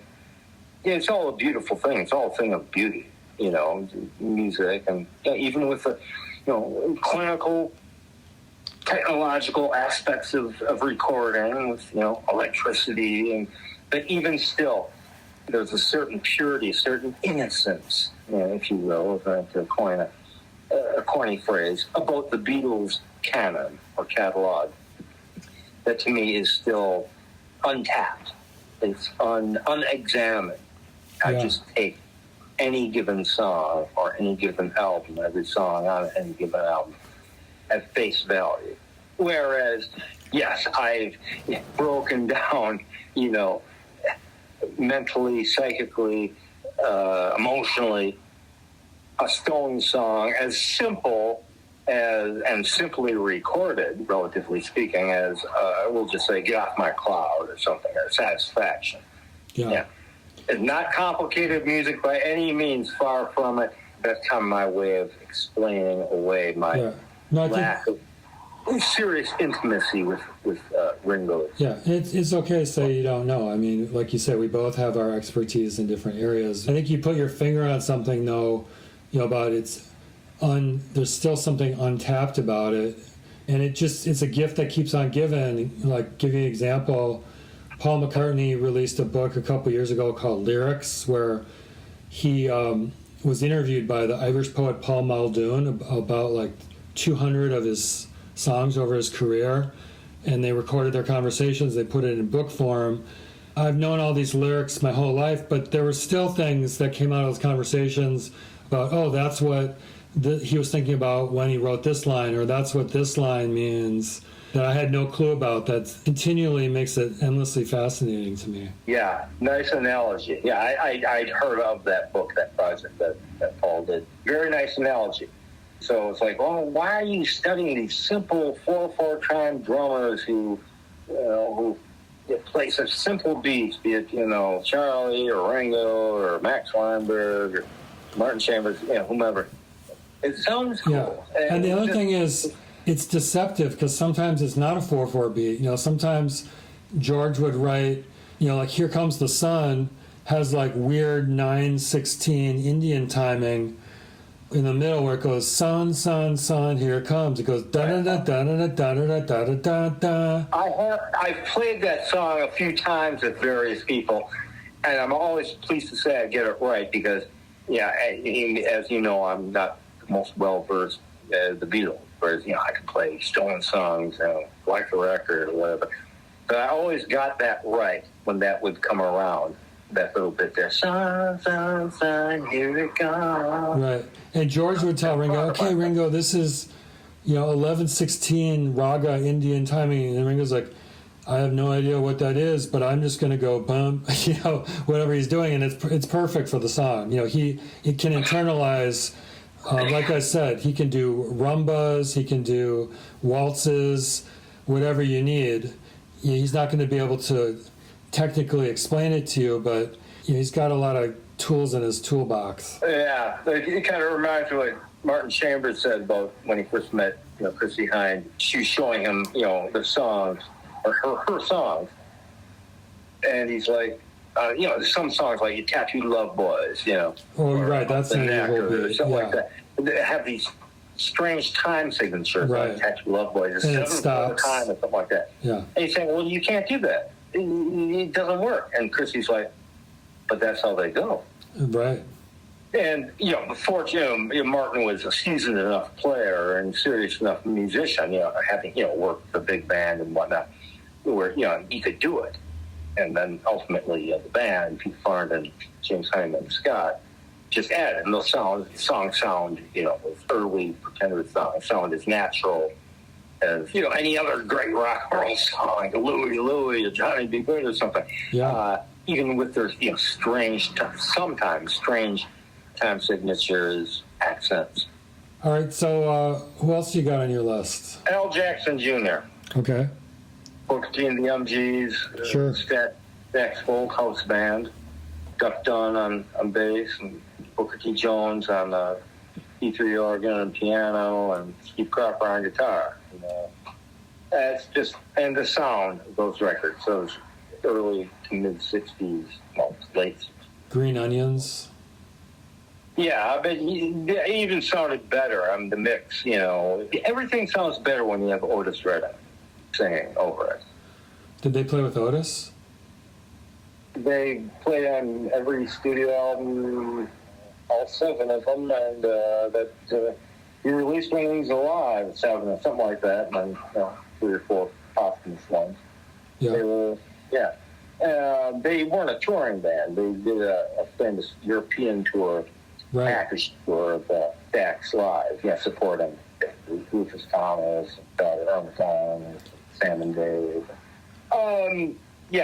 So it's just the sound of the records. And there's a story of John and Paul Beadle meeting the MGs for the first time in the mid-60s. And they're very nervous to meet them, Booker T and the MGs. They finally, after quite a few drinks apparently, John, Lennon worked up the nerve to approach, Al Jackson Jr. And the first thing is out of John's mouth was, "How do you get that drum sound then? Sounds like you're banging on a tree." Just, that's the first thing John could think of to say to Al Jackson Jr. And it's true. It's just it's almost a dead sound that they got in the studio. There's a lag, apparently, when they're recording. One of the few times Wilson Pickett recorded that Stax in Memphis. Generally, he records at Atlantic Records. They got the MGs, but backed them on in the midnight hour. It wasn't going. They couldn't figure out what was wrong about the groove, and it wasn't happening. And Wilson was getting irritated. Finally, he danced the mashed potato, I think it was, one of the latest dances. And said, "I want it to go like this." And he was looking at Al Jackson Jr. and said, "You should go like this." And so he did the dance. And then they recorded the tape, and that was the tape for all posterity. And what you hear is Al Jackson Jr. lag just a billionth of a second behind the backbeat on the snare beat. Ah, okay. Just a lag. And this is a dead-on perfect band, the MG. One of the greatest rock and roll bands, soul bands, R&B bands, pop music bands in American history, or the history of the world. They're great. They were great. It took Wilson Pickett, I'm gonna show you what I'm talking about, and Al Jackson copped it right away. Whatever. I could go on and on about him.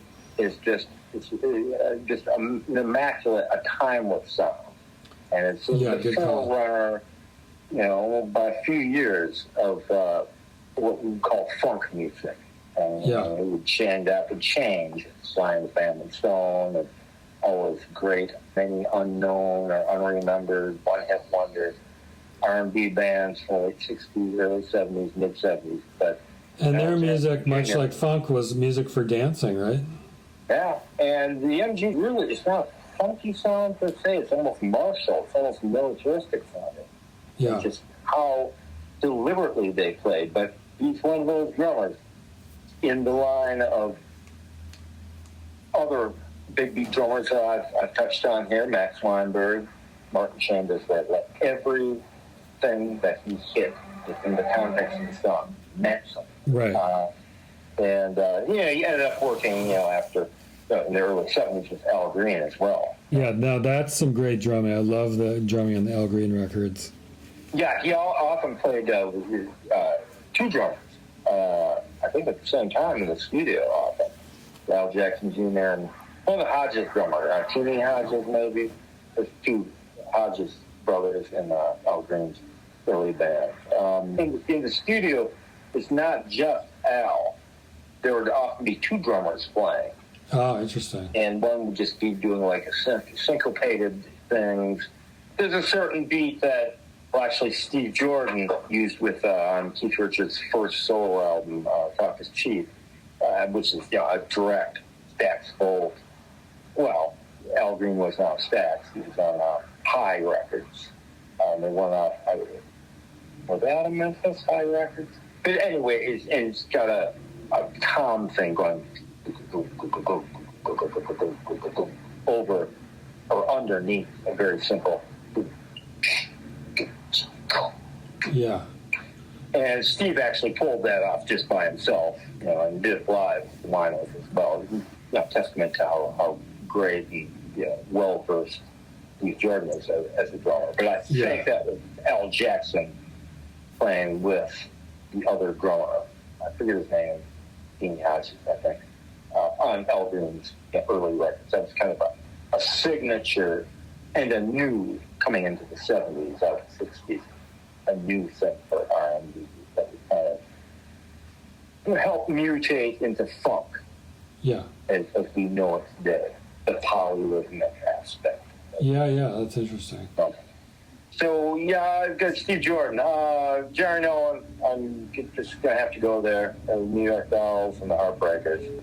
Schools tutored, mentored by Gene Krupa in the mid-late 50s. Oh, interesting.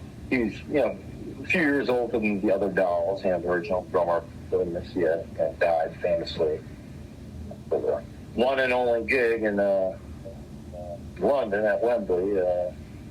Rod Stewart had requested the Dolls. They didn't even have a record out, or even signed. They opened for the Faces. O.D. drowned. People tried to revive him, or coffee down his throat. Well, he died. Jerry Nolan, they went back to New York City, and to me, it's like Charlie Watts on steroids, a little bit. Mm-hmm. It's everything I like in drumming, from Charlie Watts, Al Jackson Jr., the heavy propulsion of Max Weinberg, Mark Chambers, guys we've discussed. And it swang. It swinged, if you will. It's hard for me to believe that a whole garbage band like Kiss, even though I love the costumes, we're trying to, rip off the Dolls. Right. Heavy hand-fisted, unswinging, power bank music. And the Dolls just did. They just, and it's Jerry. He's the most accomplished professional of all those drummers. He learned his trade. He's an Army brat from Brooklyn, but he's an Army brat, so he moved around. Dad was off from the town. And lived in Hawaii, briefly saw Elvis in Hawaii live, and was playing in strip bands and strip clubs when he was 13 years old. So he knew how to make people move. He learned very quickly. And when he got back to New York City, Gene Krupa, he's still a young man, mentored him. And there's photos, and Jerry's, somebody wrote that biography a couple years ago. There was photos of him with Gene Krupa. Jerry, in his suit coat, and his slick-back greaser hair, and suit tie. Very funny to see. Well, Kiss's original drummer was a friend of Jerry. Kiss were from Queens, New York. Who died.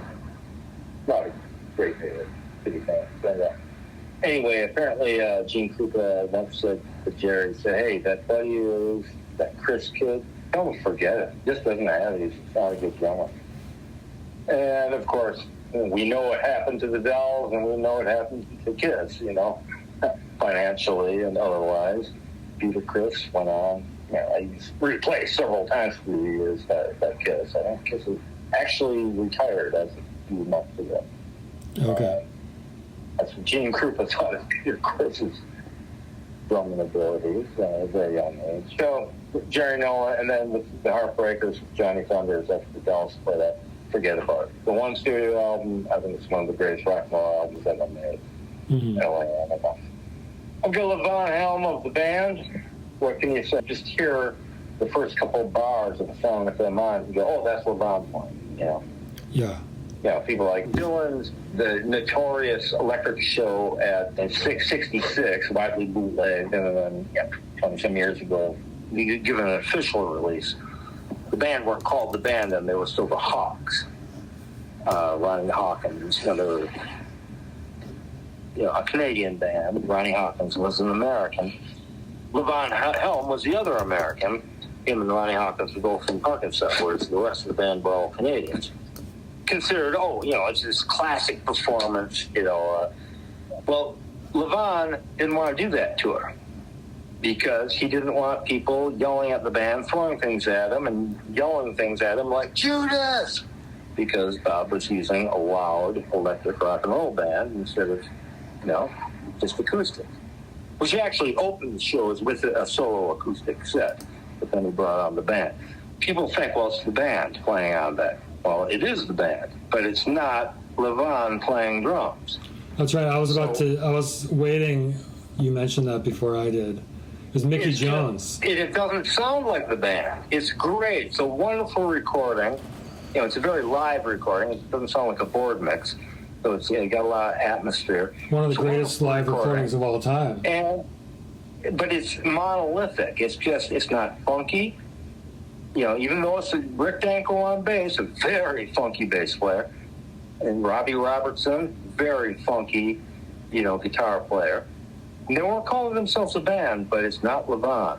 Right, that's right. And it just doesn't sound anything remotely like in the same almost category as Levon Helm. Or Levon's just, talk about eccentric sensibilities, that was Levon. Just everything about him.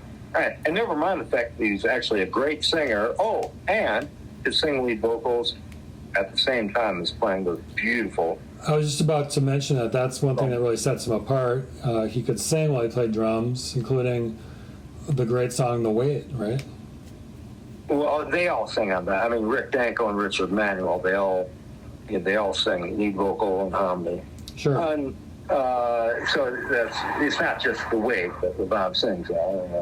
They all take verses, but that's not what sets them. What sets them apart is his drumming. It's just singular. His approach. I like to think somehow somebody, or maybe me, came up with this feel that his fills sounded like somebody sort of tripping on the stairs and slightly falling down the stairs. Mm-hmm. There's a very woody sound to his drums, the way he tuned them. Sort of very, very similar to Al Jackson Jr. And that was a big thing with the band. It was, as they were the Hawks at that point. And they'd been doing, a rockabilly thing with Ronnie Hawkins in Canada. But the times they were changing by, 65, 66. They ended up just sort of creating out of whole cloth this weird sound that the band had. What is it? Southern funk, R&B, folk, country, soul. What is it? It's just all these flavors combined into any given song. It's hard to overestimate how much that influenced fellow musicians at the time. You look how, the Beatles dressed. One of the reasons they stopped wearing psychedelic gear was because of the look and the sound of the band and wanted that more stripped down song. They influenced Eric Clapton. The list goes on and on. Elton John. That American sound was hugely influential on so many musicians. Well, it was a uniquely American sound. Remember, the Brits had the upper hand. They had everybody. They had the Beatles and the Stones, but exactly. Yeah, never mind that. They had, the Who and Led Zeppelin. And, so this changed the game. But the prog thing was coming out, the late 60s, and which really had very little to do with rock and roll.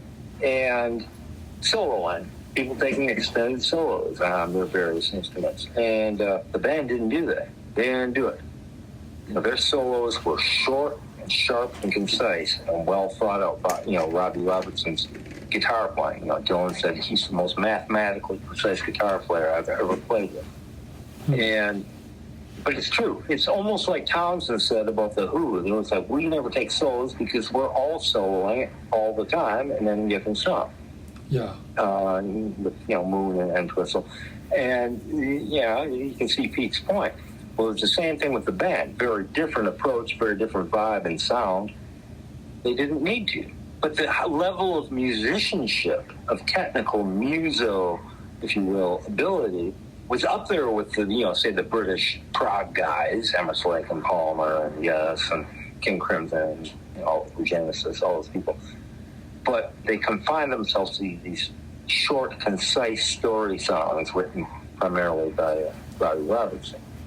And they played within the confines of songs. And there's some, very unusual time signatures and changes, breaks and breakdowns in the band's catalog through the years. But that groove, that drive, just one of the things that in referring to Max Weinberg's book we talked about earlier, The Big Beat, and he's interviewing Levon. That's one of, at the beginning of the chapter, it says Levon Helm, and then, there'll be a quote from that drummer that kind of sums up their philosophy about drumming before the interview, you start reading the interview. And Levon's quote was, "Lay back and burn." Mm-hmm.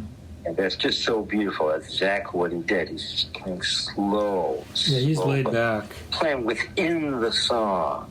Just cooking these slow, funky, whatever the vibe of the song is. It's like he's kicking back in a rocking chair while he's playing the drums. Yeah, well, that's the name of the song from their great second album, one of the greatest albums ever made, Rocking Chair, and there are actually no drums on that. Richard Manuel, their great piano player and great singer, he played drums on about a third of the band's albums. Really?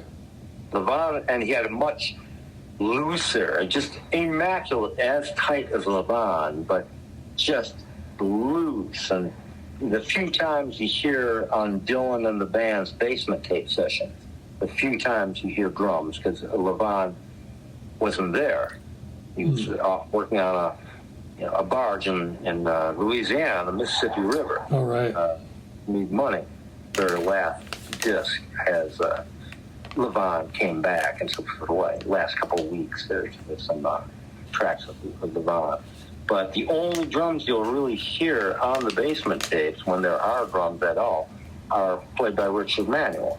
And of course, there will be no piano on those tracks unless Bob's playing it, or Robbie's playing it, or Rick Danko's playing it, or Garth Hudson is playing, because they're all just switching around. Like Robbie Robertson supposedly played drums on Apple Suckling Tree.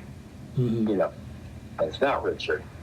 Because there's piano on the song. Well, that piano actually sounds like Bob playing piano. It's heavy left hand approach that Dylan has to acoustic piano playing. So I'm going off on a tangent here. We're talking about Levon Helm.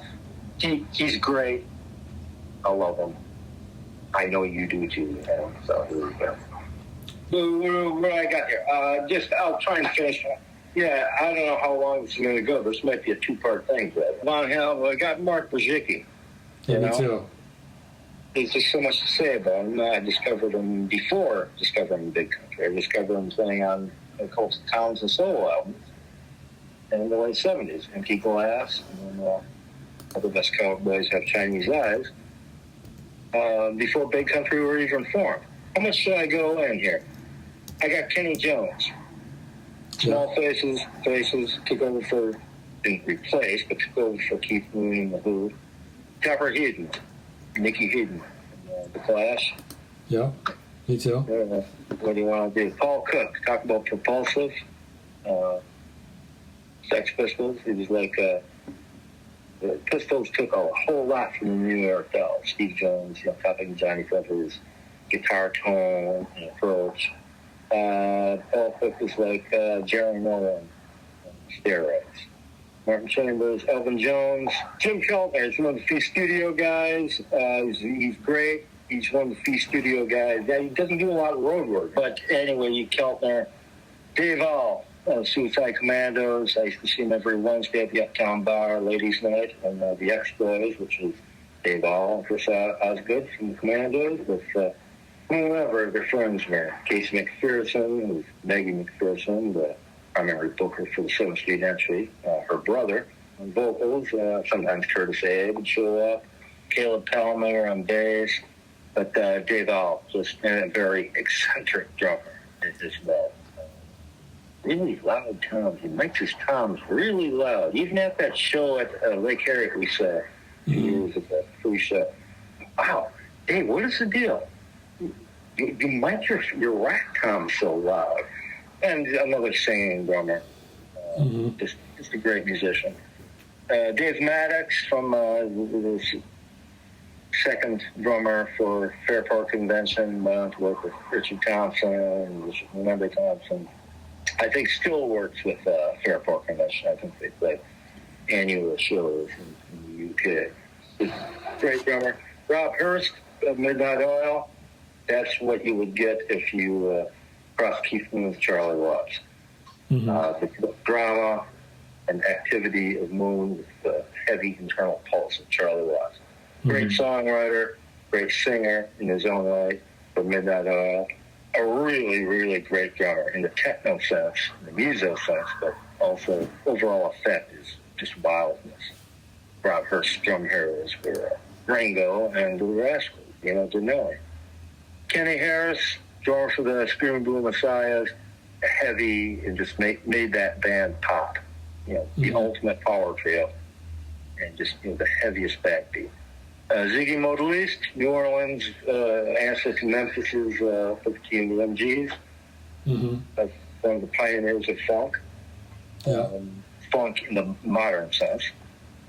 Fred Marr, great studio drummer. He recorded a couple albums with Lou Reed, one of them with Robert Klein.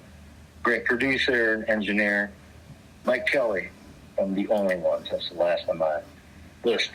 Again, just a four-piece kit. His timing is just impeccable. This loose, wide-open sound, which is super tight. Again, kind of a cross between Keith Moon and Charlie Watts' sensibilities. So the greatest sounding drums, just like, wow, that's what my drums sound like when I play them. Without any 24-track studio or anything, that's what my drums sound like. Yeah, Mike Kelly of The Only One. Great drummer. What do you got? All right, I got Stewart Copeland. I knew you'd be on that. Just a really fascinating drummer. He grew up, his dad worked for the CIA, and he grew up in Lebanon and all over the world like Joe Strummer did. Heard a lot of different cultures, musical beats, and it really comes through in his drumming. I'm a big fan of his hi-hat work, especially, just to give you an example, the second Police album, Regatta de Blanc. You listen to the instrumental Regatta de Blanc, or Bring on the Night, or Walking on the Moon. The deftness of the hi-hat work, the intricacies of it, the explosiveness of his drumming, the reggae influence, just a really unique drummer. Doesn't really have a parallel. Yeah, I had the Police's first two albums in real time, and I just lost interest. And to this day, my favorite Police song is, the big overplayed hit, Every Breath You Take. But yeah, he is a great, great drummer. Yep. It's an album that Roger Daltrey of The Who did, a solo album, I think the mid-'80s. After the Fire, he recorded that in the studio with actually Big Country on that track, minus Stuart Adams. But the very last song, what's the name of the album? Raging Moon or something like that. Yeah. Has a breakdown. The last 3 minutes of the songs are a whole bunch of different drummers. Mark Berzicki is a primary drummer on the album. He was Big Country's drummer at the time, although he started out Tony Butler, Rhythm for Hire, playing on Townsend's first 2 or 3 solo albums. But it has all these different drummers. It has Berzicki, and then just 20 seconds a piece of them doing like a drum solo. Mm-hmm. And it has Berzicki, it has Roger Taylor of Queen, it has Martin Chambers from the Pretenders, it has a couple other drummers. You'd have to check it out on Wikipedia. And it's really interesting. And I think Bill Price, engineered the album. It's excellent sounding album. But one of the drummers is Stewart Copeland. And Stewart Copeland has the most interesting drum solo, if you will, of any of these other great drummers. Yeah. And, they're all doing their thing. Berzicki, this is what Mark Berzicki did. Martin Chambers, this is what Martin Chambers. Roger Taylor, I don't really like Queen, but he's a good drummer. But it's very interesting. Little 20-second clips of each of these. I want to say there's 6 or 8 drummers at the end of the track. Yeah. Very interesting decision of Roger Daltrey or whoever produced the album to have that. Kind of interesting that, to my ears, Stewart Copeland was the most interesting. Yeah, that's interesting. I'll have to check that album out. I wasn't aware of that. The other thing I just thought about Stewart Copeland that made him unique is he came up with this idea to use guitar effects on his drums, like loops and echoes and delays. A lot of that cool hi-hat stuff, looping and delaying and echoing in a very dub reggae kind of thing. That really was a unique thing he came up with in the rock world. Yeah, I know if he's responsible for pioneering that. And Mark Berzicki on, say, Big Country's third album, after the first 2 albums with Steve Lillywhite producing, used a lot of triggers on his drums, which, if you know what triggers do, well, they trigger other sounds manipulated by the thing you're hitting. And I think you can use them on cymbals as well as drums. I very briefly experimented with using a little trigger pad on my drums. A guy who actually worked with Prince, but it's another story. So I don't know that Copeland... Well, if we go by dates, I'm talking 1979 when he was doing this. Oh, okay. I'm talking about, mid 85, 86. Right. So when Copeland was doing it, there were no effects like that specifically for drums. He was using guitar pedal effects that he'd punch on and off. And he was even... I see. Okay. I see what... okay. Yeah. So, and he would even do it live, which really gave him, this really spacey kind of cool sound. And then, by the time Berzicki was doing it, they probably had specific triggers specifically for the drums. Sure, right. Yeah, that makes sense, yeah. It's interesting seeing Copeland play, in videos and whatever. He's a very active drummer. Even when he's playing just a simple beat. That's right. These little... Everything is accented. Yeah, just little things. Intricacies. On a hi-hat or just a little tap on one cymbal and then the other. Just very subtle things. Yeah. But he's actually a very active player, Yeah. And he tended to play the traditional grip as well on his left hand, too. Did he not? That's right, he did. And, to your point, he was really big on these just subtle little intricacy patterns on the hi-hat in addition to whatever else he was playing, which made him unique. That's what I get off of Mark Berzicki. I generally I'm not moved, emotionally by drummers like that, like Berzicki and Copeland, really techy, serious muso drummers with great... In other words, I like crappy drummers, because I am a drummer. That's one of the things I got off Berzicki is that he was a master of the big beat, too. And I think... beat. To your point, I think most people who would attempt that, it would just come off as very stilted and academic, but someone as skilled as Berzicki or Copeland could pull it off. Yeah, and it depends on who they were playing with. I know Berzicki, I think, worked with the band The Cult in the early 90s, whatever, when the Big Country's, they did that Buffalo Skinners album with Simon Phillips on drums. So it's a wonderful, wonderful drum performance. Yeah. He's a similar drummer to Berzicki or Copeland, but used a much larger kit That kind of brings me to Berzicki, is that you see a lot of these drummers, like with the supposedly great musos, very technical, drummers, very hyper skillful, and they have these great big kits like Neil Peart of Rush. Well, Berzicki, he had a lot of things. He primarily just used one very small 22-inch bass drum, but he used double pedals, which I used for a while, experimented. I never matched them. But the thing about Berzicki is every cymbal, every little conga, every drum trigger, he actually used as color. He actually used all his drums. And he even got, when he came back to Big Country in, 1993, actually had a, extra large double drum kit, kick drum, one of those kind of kits. But he actually used all his drums for coloring, and used them frequently in the space of one song. They weren't reserved for specialty songs, or it was just part of his weird style. Copeland was like that too, but Copeland used a much smaller kit. But just these little intricate things, that constant percussive activity going on within any given song. He had even live like these long, I don't know what you call them, these long tubular, like several feet long, like congas, like half a foot wide, and he had a whole array of percussion behind him. But to your point, he actually used them. Yeah, Berzicki used that too. Yeah. For a while. I know what you're talking about. They're very long, they're very small heads. They're like, 6 inches or whatever. Yeah. And I don't know what you call them. Actually, stuff like that wouldn't get used on every song.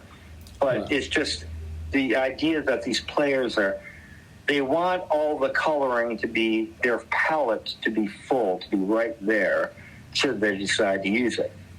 Charlie Watts, he just, nope, what I got here, this is what I'm using. I'm going to find the color within my 4 drums and 3 or 4 cymbals. So it's a very different approach to music. Yeah, it's a different paint drumming, box. I should say. And as I say, Berzicki is one of the few. For you, me, it's Berzicki. For you, it's Stewart Copeland. Never got into the Police after a certain point. That's probably Sting. And fine band that they are, fine players that they are, distinctive sound.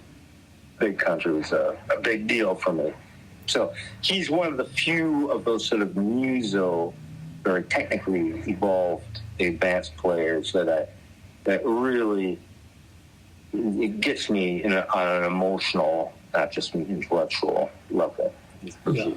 But anyway, we're talking about Stewart Copeland and who else? Yeah, next one I got is Jackie Liebezeit, who was the drummer for the German band Can. Yeah, I know some of Can's stuff. And he was famous for inventing what they called the motoric beats, a hypnotic drum machine in a factory, repetitive, in perfect time, very musical. It's got almost that hypnotic feel. It's just a very pleasant to listen to his drumming. You can hear it a lot in the Can albums. He also played with Jaw Wobble. He did some albums with this guy Bernd Friedman, but just one of the great drummers, and kind of created a genre, if you will. I know Can mainly by reputation and who they've influenced, and I always thought, krautrock, well, that'll be like Kraftwerk, who I was familiar with. Well, no, they're a real band. So everything I've heard by Can has been interesting to me, if not actually digging it. But again, they're a blind spot for me. I just don't know that much about them. Haven't heard, although clearly I should. Yeah, their albums are worth exploring. Different songs have different beats. The next one I've got is Larry Mullen Jr. from U2. Again, we're talking about a military style with Mark Berzicki.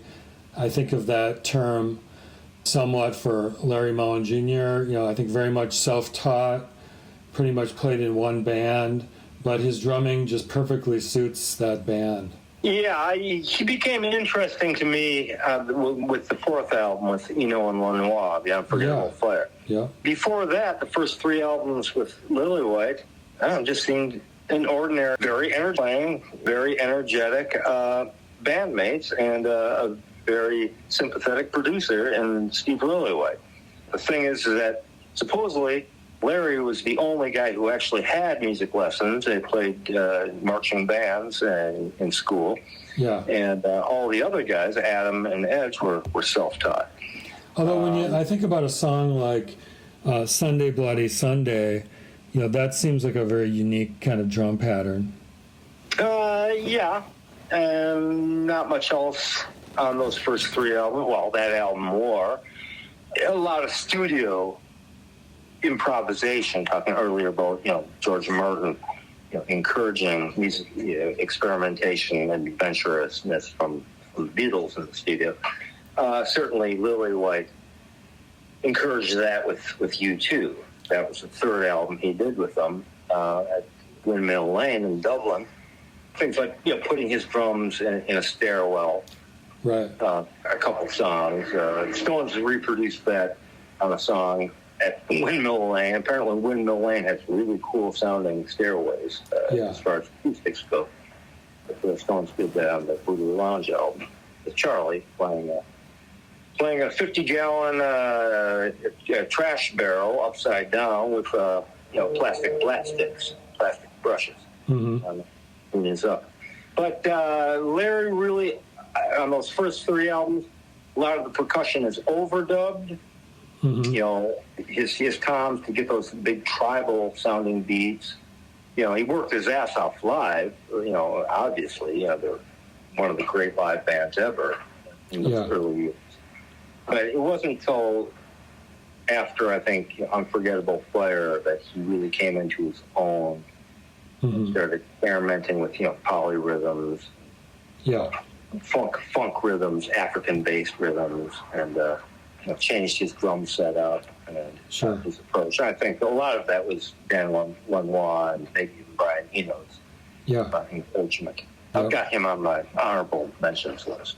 Yeah. The next one I've got is Pete Thomas, who is Elvis Costello's drummer from The Attractions. Yeah, he's on my honorable mentions list. Yeah. Just one of those great drummers who's very serviceable and playing to the song. He's an example. Like if you look up like the 100 greatest drummers, he's not on it, nor is Larry Mullen Jr. But you listen to an album like Get Happy, which has got like Motown and all kinds of different styles. Pete's your guy. He's a very powerful drummer, very energetic, and really brings Elvis's music to life in all kinds of different musical styles. He's a very up drummer, very upbeat.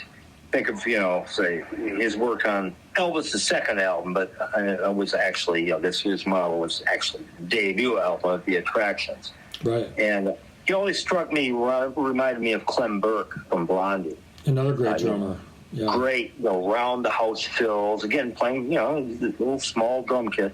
Yeah. But these are guys that clearly, had probably liked Keith Moon. Clem Burke was a big Keith Moon fan, oddly enough. He's a teetotaler, within Blondie and that whole scene, New York City, the burgeoning, new wave scene of the mid-'70s. But Pete Thomas always kind of reminded me of him, just a very exciting drummer within the confines of usually just, heavy backbeat rock and roll songs. Yeah. The next one I've got is Sly Dunbar. Yeah, he's on my honorable mentions, yeah. Sly Dunbar played with Peter Tosh, Black Uhuru, which I was a big fan of that. He played on Bob Dylan's Infidels. He played with Grace Jones, Lee Perry and the Upsetters. And he just really brought that kind of dub groove sound, into the mainstream of rock and roll in a lot of ways. Yeah, and he did it live too, because the technology and equipment was catching up. With his partner, Robbie Shakespeare, the late, that's right, late great Robbie Shakespeare. Yeah, they're kind of a piece. One of those, just timeless classic rhythm sections. Didn't only do reggae Right. or ska, bluesy, whatever you want to call it. Dylan on the Infidel Sessions is a great Dylan album, but a very strange sound. And there's not really any reggae on it, but just the influence, the suggestion from Sly. Yeah, he was able to do it live, pulled off stuff. And we were talking earlier about Stewart Copeland and Mark Bajiki and their use of triggers and electronics and how they graduated so they could actually do this stuff live as well. Well, along with Sly Dunbar doing that within the sort of the dub, not category, not genre, but the dub auspices. Yeah. Keith LeBlanc, who is on my list, great drummer, played with everybody, worked with the Stones, just everybody. But he's part of the house band rhythm section for Sugar Hill Records, which was the early hip hop label in New Jersey with Grandmaster Flash and Furious Five, and all those people forget that was a real band playing on tracks like The Message, New York, New York, White Lines. Keith LeBlanc, Nimbish on bass, also worked with everybody. Skip McDonald on guitar. And kind of like Sly Dunbar and Copeland and Bajiki, Keith LeBlanc was pioneering doing that stuff live with pads and triggers, working his very simple, small drum kit, working those polyrhythms. Again, you watch the guy play, watch the guy playing, and you swear he has 4 arms, over very simple, funky beats. Well, Sly Dunbar was pioneering that, primarily in the reggae, the dub area. So Sly's a big deal. Yeah, and in a somewhat related drummer, I've got Tony Allen, who played with Fela Kuti from 1968 to 79, one of the founders of the Afrobeat genre. I'm familiar. Yeah. Brian Eno actually described him as perhaps the greatest drummer who ever lived. Very polyrhythmic.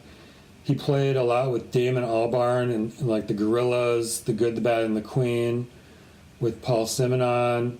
Really interesting drummer. Polyrhythmic. Reminds me a little bit of the polyrhythms of Stewart Copeland, but that global. We're getting outside of the Western world a little bit into some more interesting rhythms now. Yeah, right. And that's, Sly Dunbar would obviously have those attributes as well, but he actually was from Kingston, so okay, carry on. Yeah. And then on a related note, actually, this would be a good time to mention Carlton Barrett, who was the drummer with Bob Marley. Yes. Now those drums, they're just so fun to listen to, and they're laid back in a way, but they've got those little hi-hat things, and they drop in the right place, and they create space for the music to breathe. It's just great. Yeah. Barrett was he Family Man or? I think he was his brother, Aston Family Man Barrett was like the bass player.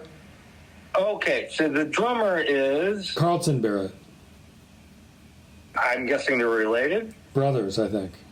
Okay, I did not know that. I'm sure Carlton loved his family as much as Aston, but that's how nicknames go. Yeah, right. For me, a lot of reggae guys, who got their start actually in Jamaica before usually, coming to the UK, primarily immigrating.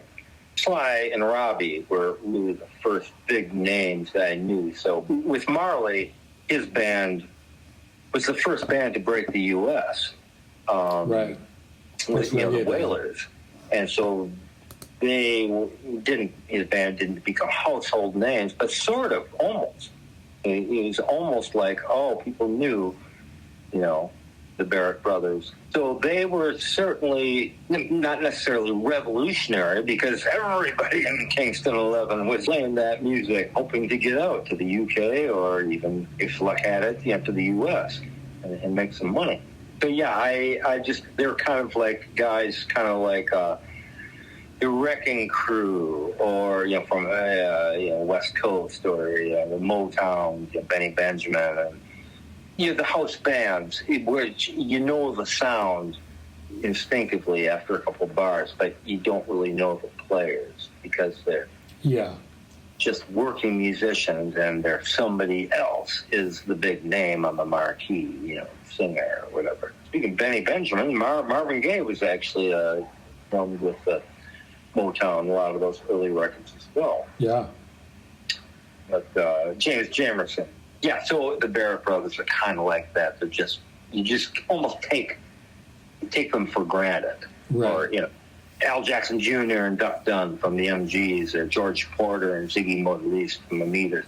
You just kind of take them for granted, and they play on all sorts of people's records, including their own records. But good call there, good call. Yeah, definitely. And then actually, just to keep the theme going of like world music, Manu Katché, who's a French drummer of Ivorian descent. He's played on millions of people's records, but of note are the ones he did with Peter Gabriel and Sting. He played on the So record with Peter Gabriel, for example. Red Rain, think of the cool cymbals on a song like that, I don't know the record. I know I'm supposed to, but I know very little about Peter Gabriel's, Shock the Monkey. Couldn't name it. Another blind spot I have, obviously a great talent and a great visionary, Gabriel is, but I just don't know his records, other than his second solo album or whatever, the one with, Games Without Frontiers and Biko. That's the only one that I actually ever owned. Yeah, his first 3 or 4 solo albums are really worth getting. Didn't Lily White produce a couple of those records? Yeah, that's right. Yeah, they were just called, like the first 3 were all just called Peter Gabriel, weren't they? Yeah, that's right. They didn't it wasn't 1 or 2 or 3. And they were responsible, in their case, they were doing it from a creative standpoint of coming up with that gated 80s snare sound. Okay, moving on. Next one I've got is Jim Keltner, who we briefly mentioned earlier, but I just want to call him out because he kind of became the new Ringo for, he played on George Harrison solo records, he played on John Lennon solo records, just a very simpatico drummer, playing to the song, laid back dude. Yeah, I would, other than Brigitte or Sly Dunbar, I had no real studio session players that I loved as much as Keltner. And speaking of Ringo, the last album I have with Keltner on is from, 4 years ago, Jenny Lewis's album at the time. It's Keltner is the drummer. Jenny's on the Line album from, I think, 2022. Yeah, it's cool. Jim is still out there doing his thing. Yeah, and it's great. It's a big modern sound, but it's a very small band in the studio. And Ringo plays on the first track. Oh, interesting. And then it plays on a track that's attributed to Ringo and Keltner. I don't know if they're playing simultaneously or if one played one verse, the other played another. I don't know.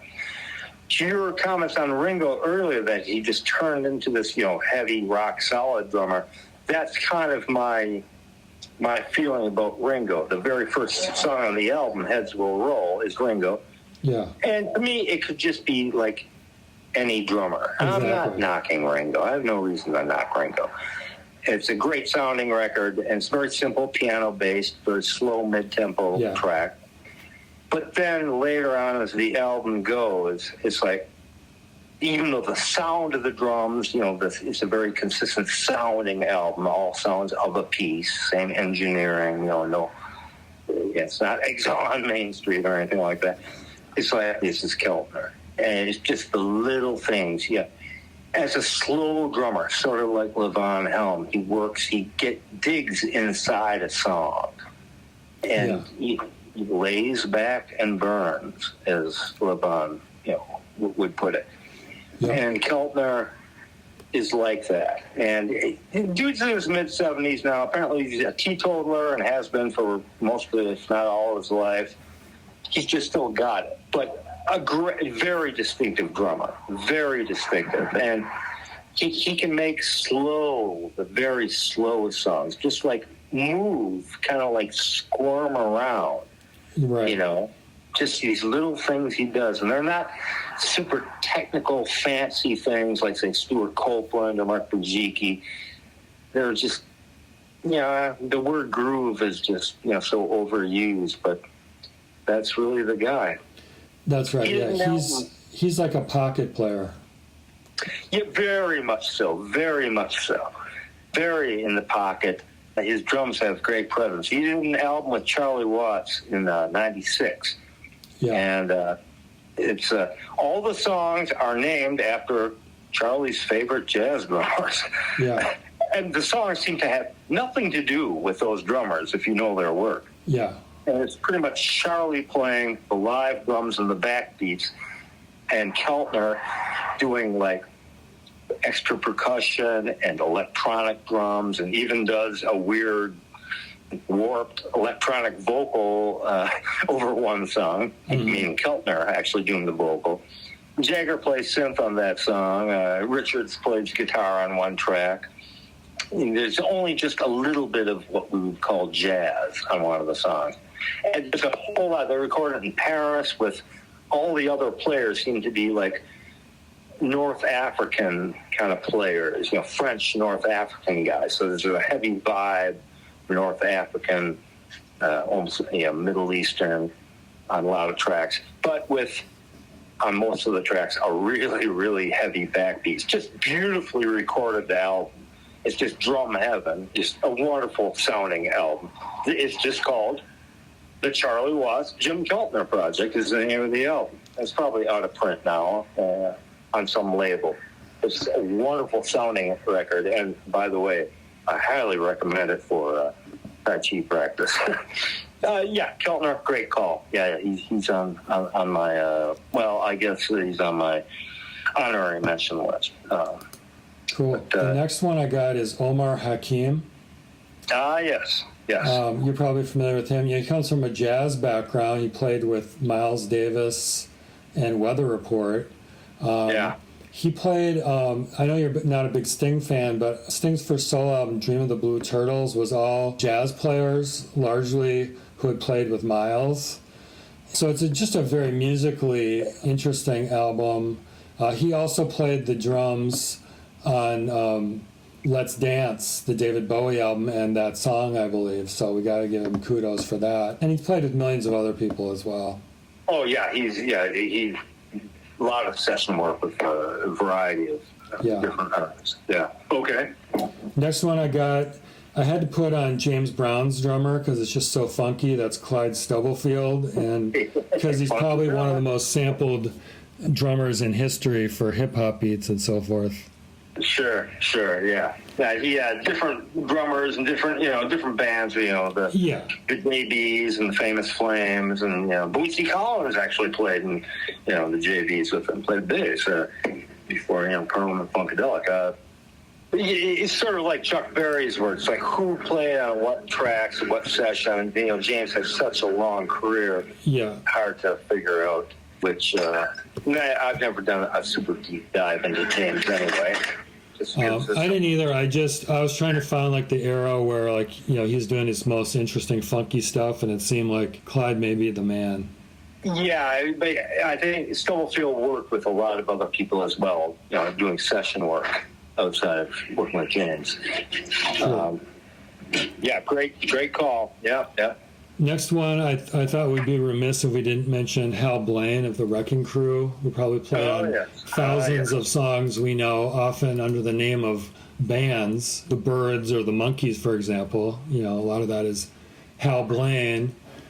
So I thought we'd be remiss if we didn't mention that. He played on Be My Baby by the Ronettes.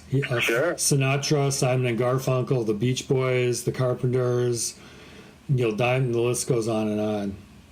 That kind of played into why a lot of these session guys didn't make my list, is because, for one thing, at the times that I heard or was absorbing or falling in love with these various songs or albums, I didn't know who the players were, so they didn't really.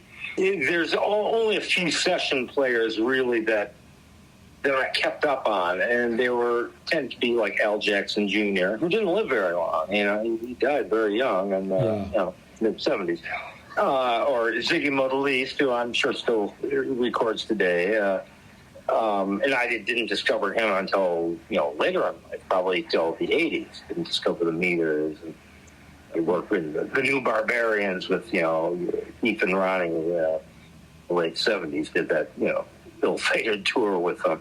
But so there's kind of a reason I didn't pick guys like like Hal Blaine and Ron Tutt, who was Elvis's comeback drummer in '69 with Jerry Sheff. They were also in the Wrecking Crew. Guys like Benny Benjamin from the Motown, classic years. Just because it's hard to know who is playing what. Mm-hmm. Benny Benjamin playing drums, or is it Marvin Gaye playing drums, or some other guys that I don't know about? Hal Blaine playing drums? Well, he was double tracked by Phil Spector on a lot of those tracks.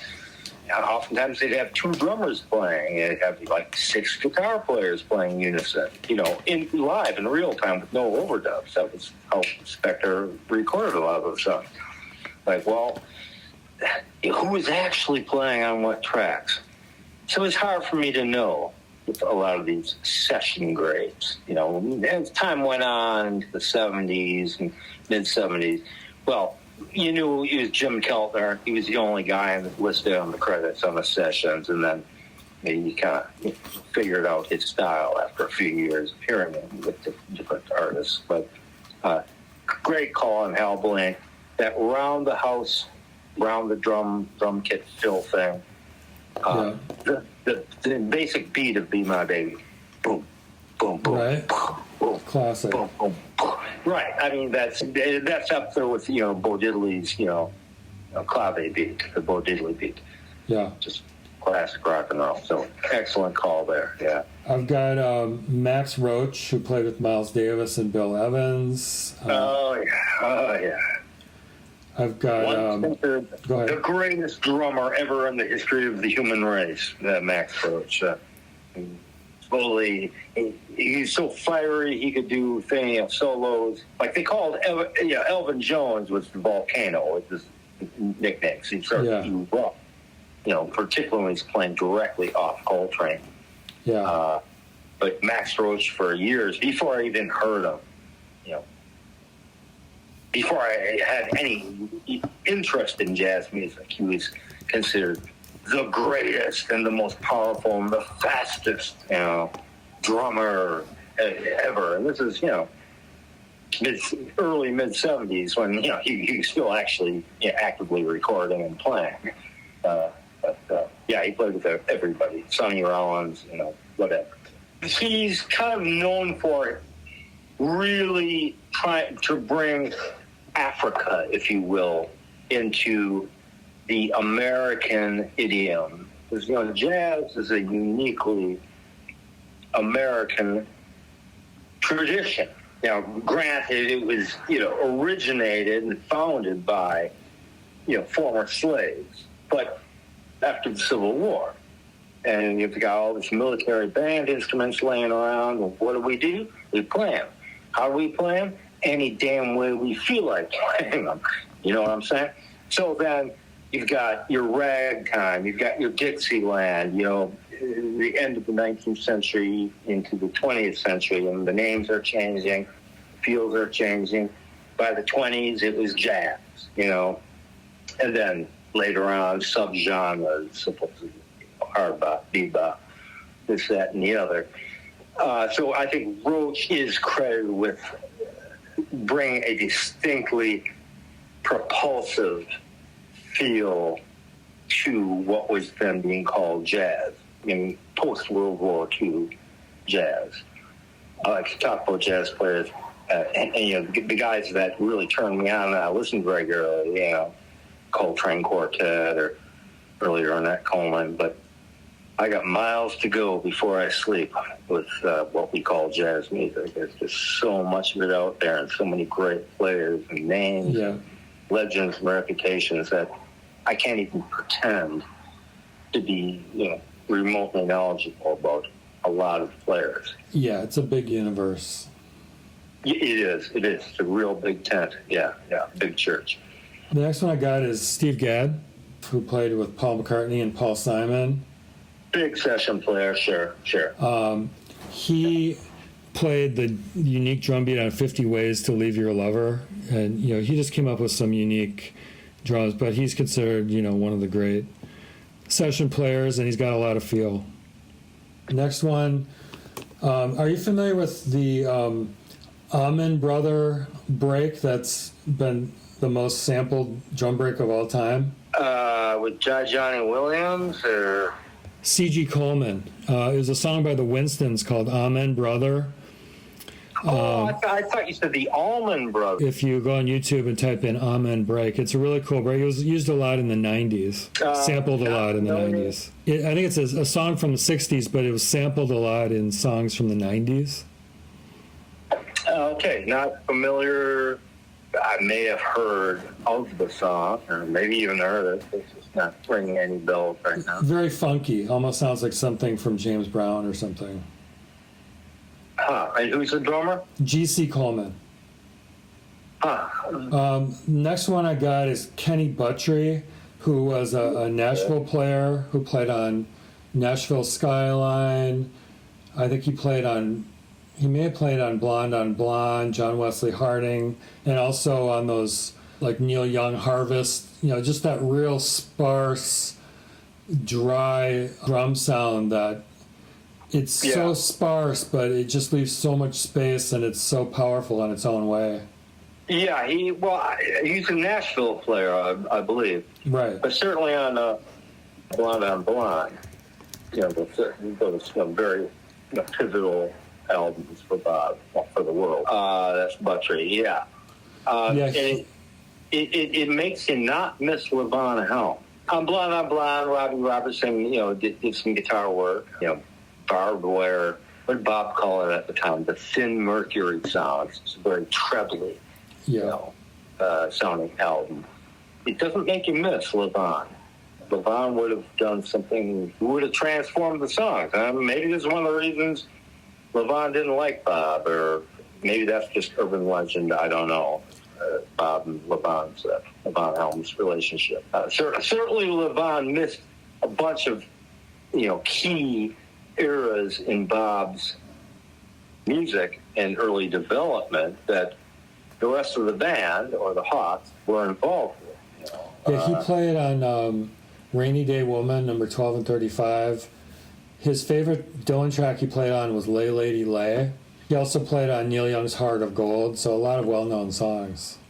Well, you're talking about Kenny Buttrey. Yeah. A good call on Kenny Buttrey, yeah. Okay, and I only got two more. We alluded to did you say Topper Hedden or Heeden? I've heard of both, but I've heard Joe Strummer call him at the very last show that Joe played, the Fireman's Benefit with the Mescaleras in 2002. Hedden, okay. I thought it was Heeden, so... I love his drumming, particularly on the London Calling album. I love how the drums are recorded on that album. Just the array.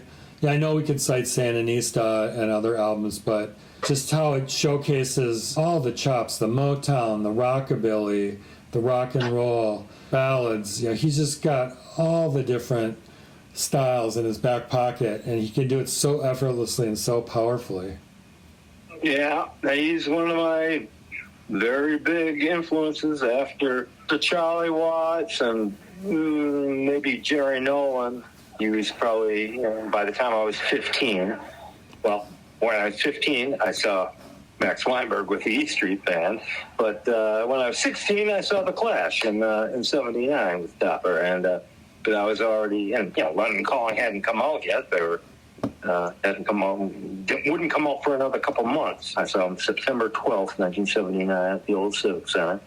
Yeah. So a pretty bloody big influence on me.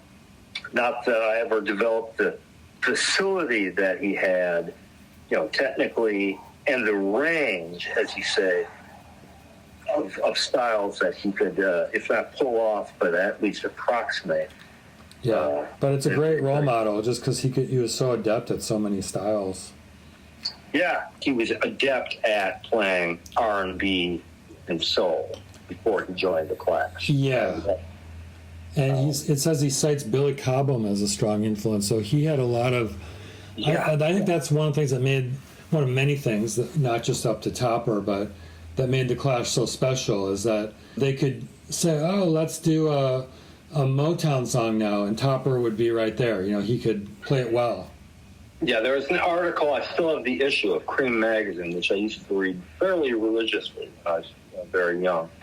And it's an interview, Susan Whitehall, fine writer, and it covered the Clash playing Detroit.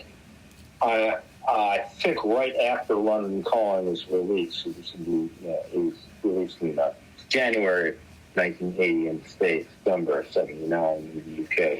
That's when I got my first, import copy from Hopeful Gilbert, of the import copy in winter of 79, because I'm still bloody hip, But in the article, they're backstage at, I think, the Palace in Detroit, Whitehall.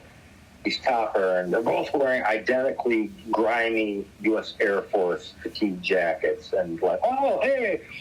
Topper starts programming music on his boombox.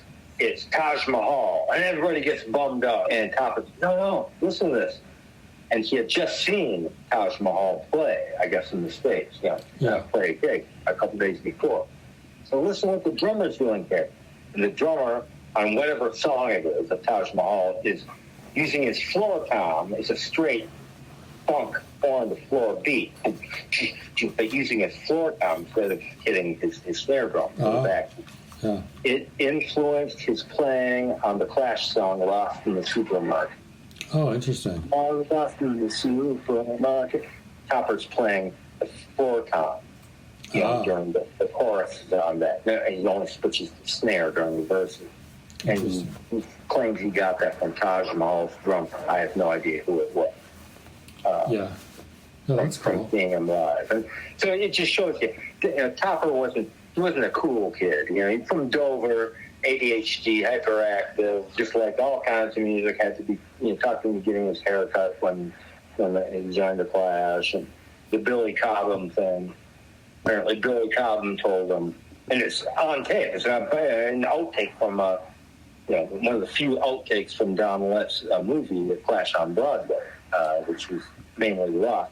Topper's riding a horse-drawn carriage through Central Park in New York City during Sandinista, the Bonds stand, 17-show stand-up Bonds. And they're interviewing Topper, and Topper's sitting next to some gorgeous gal. I don't know who it is, his girlfriend, whatever. And he's saying, Billy Cobham said to me, he said, look, if you don't like playing a drink or a snort of this or a hit of that, you don't like playing drums without that, then you don't like playing drums. And of course, Topper is really starting to get into a serious hard drug habit at that time.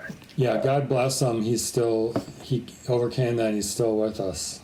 Oh, yeah. I think he teaches drums, does drum workshops, but he said many times he's very wary of joining bands, worry about, relapsing. Sure. Yeah, the Billy Cobham thing is kind of interesting. You wouldn't associate, the Clash with, an avant-garde, progressive jazz guy like Billy Cobham. But the propulsiveness of someone like Billy Cobham, like once you hear that analogy, like I can hear it, But you're right, it's not something that would readily spring to mind. Yeah.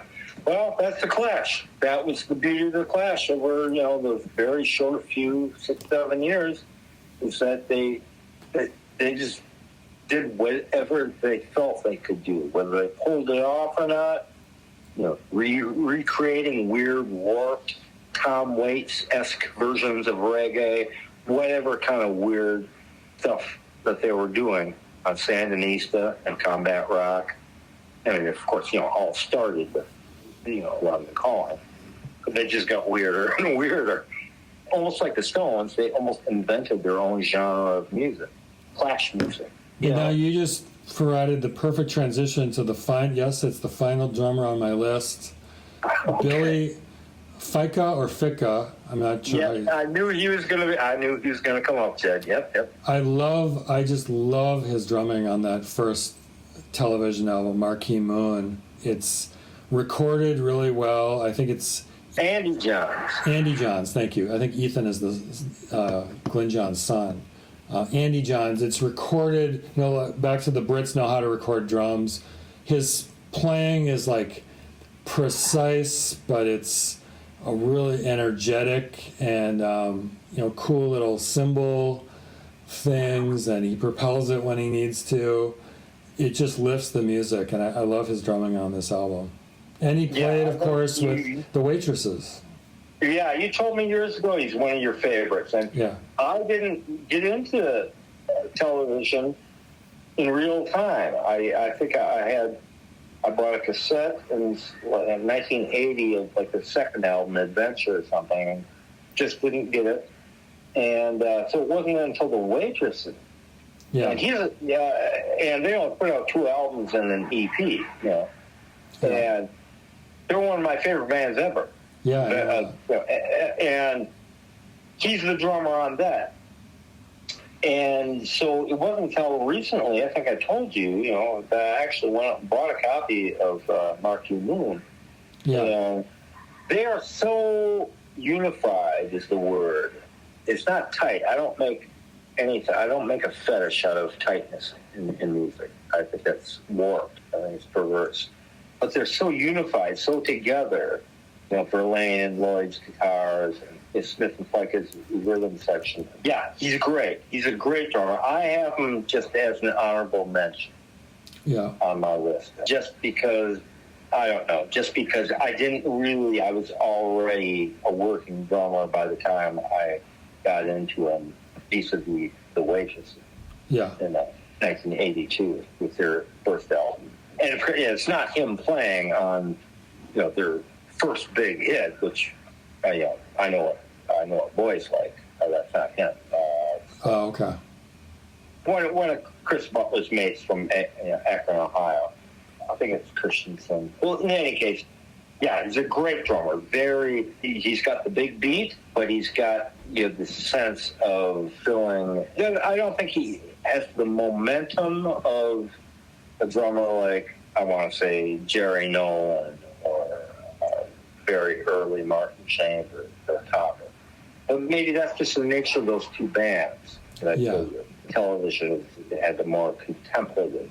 They were apparently a great rave band live. Right. And I've heard that that great live album from '78 San Francisco, and where they expand on the songs, but they don't really it doesn't turn into total freeform jamming. So he's a very tight drummer, but there's an experimentation that suited the rest of the band. But he had these little fills and things.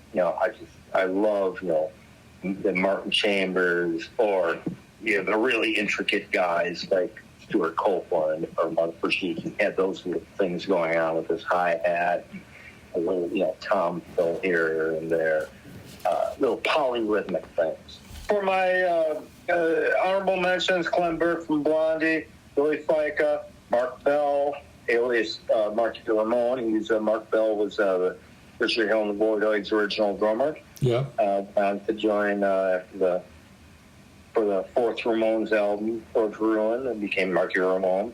Chris Mars from The Replacements. Oh, yeah. Right for the band. A very fine drummer, but not terribly distinctive, I don't think. And he doesn't drum at all. He just does artwork now. DJ Bonebrake from X apparently have a new album out coming out this week. Mm-hmm. They said it's their final album, and they're back to do it. But a very propulsive drummer. Ringo Starr, know about him. Keith Moon, know about him. John Bonham, Led Zeppelin. I really like Led Zeppelin mainly because of Robert Plant's voice, who wrote the lyrics.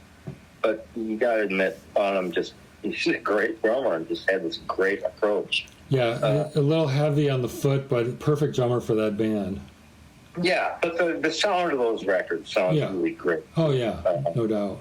Chris France from Talking Heads, married to his wife Tina Weymouth on bass, one of the great rhythm section for Tom Tom Club, and Prince. I got him on there. He's a great drummer. He can pretty much do anything on any instrument, but on drums he can pretty much do anything on any instrument. And you got to remember, a lot of those classic albums during the 80s, his classic run, was, on the early Revolution albums, it was, drum machines, a Lynn drum sequencer, and Bobby Z even playing, live with Revolution, using sequencers often.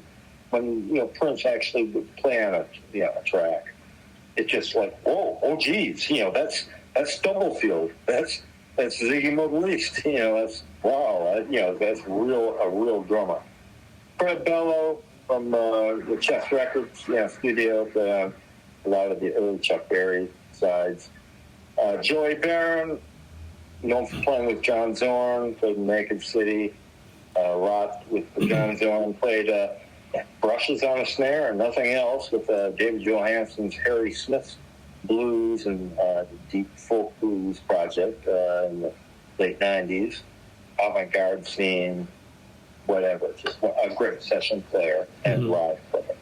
Yep. Woody Woodmansey from David Bowie's Spiders of Mars. Yeah, nice one. Very solid drummer, not super distinctive, but played on those, those 4 albums, and it's great, Yeah. Dennis Davies took over with a totally different band from Bowie for the rest of the 70s. From Station to Station in 75 to, Young Americans actually played on most of that, or not most of it, a couple tracks. Andy Newmark played on most of the Young Americans. But Station to Station to Scary Monsters with Dennis Davies, former jazz. Good call. R&B guy, Steve Golding from Graham Parker's Rumor. I've been listening to a lot recently. Oh, yeah. Rediscovered the Mekons in the last year or so, and been slowly listening to their records. And great drummer. Great drummer. He had the reggae thing down. He plays on one of my favorite records ever, Desert Island album, Garland Jeffrey's Escape Artist, 1981. From Thermoton production, big New York City sound, early 90s, early 80s, New York City production sound. And Steve Golding playing all kinds of styles, including some very convincing reggae on several tracks. Pete Thomas from the Elvis Costello's Attraction, got him on there. Richard Plug, first drummer for the Church. Yeah, he's great.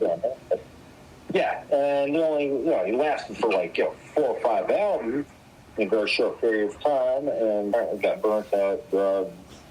Producers like Water Rock held deciding that his time wasn't perfect, and so replaced him, looped him, and sampled him on 1990's Old Afternoon Fix. And Thermone Jr. got him on there. Terry Chive, Clash's not the first drummer, like the third drummer, but played on the first album, and came back to cover Topper Hayden's album for the Topper Hayden's ass for the Combat Rock Tour in '82 when they fired Topper for his heavy bad habits. Very distinctive going. Not great, but very reliable, distinctive sound. Played briefly with Johnny Fudge's Heartbreakers in the UK and Europe after Jerry Nolan quit over the mix of their album LAMF and went back to New York City. They got Terry, who had just left the Clash. It sounds like Terry Jones playing with Johnny Oranges and the Heartbreakers. It sounds like the guy who's playing on the debut Clash album playing with the Heartbreakers. Sounds just like it. Very clipped, staccato, very precise. I think Terry was a teetotaler as well. Never had bad habits. Now he's a big-time chiropractor, I think, in London, but God bless him. Even plays Black Sabbath for a couple minutes in the mid-'80s. So, go figure. Doug Clifford from Creedence Clearwater Revival. PCR being maybe up there in the top 3 greatest American rock and roll bands ever, probably. Sly Dunbar and Josh Freese. Oh, yeah. Great session player, still works. Discovered him playing on Paul Westberg's debut album and tour. I actually saw him when I was researching this. He came up on some top 100 drummers of all time lists. Yeah, he's played with a lot. I think he's Guns N' Roses. Apparently, they're still a thing, and plays with them. Well, so did Tommy Stinson, actually, on this during the recording. But like 12-year recording of Chinese Democracy or whatever that album fiasco was. But he's played with a lot of people. Devo, I think they finally called him Day in the last year or so. But he's played with all kinds of people. He's a very exciting. Played with the last incarnation, the replacements for the Union tour they did in 2013 or something like that. And he's a very modern, techy drummer. Yeah. Which is just not my vibe. But just very good. And he seems to play with a lot of people who are very interesting, even though he, to me, is not very interesting because it's this modern quarter notes on the hi-hat, very active kick drum, very hard and pounding and propulsive. It's not Mo Tucker propulsive. It's this modern thing that I think I've stated. I thought started at but he's just very good, and he seems to play with a lot of very good people. And he's supposedly just a really cool guy and all-around musician. So that's my honorable mention list, and you're sticking to it. That's drumming, man. Yeah, hey, we did it. We made it through our lists. Yay! Hey, you got any more drummer jokes there, Jed? Nope. Okay. I know there's a whole lot more, and I'm trying to brainstorm one right now just so that you close this out. I got one for you, and I know you probably told me this one. Okay. What was the last thing the drummer said to the band? Before he left the band. Before he left the band. I've got a song. I think you know. And one more. Yeah. One more, please. What do you call a drummer without a girlfriend? Homeless. Thank you, ladies and germs. Make sure and tip your bartenders on the way out. And that's what we got. Yeah, and where the magic happens, I think our conversation started with this, and we can probably wrap it up with this, is when the band finds the right drummer for that band, like Charlie Watts and the Stones, Ringo and the Beatles, Mark Brzezicki for Big Country, or Billy Fica for television. That's a wrap. That's a wrap.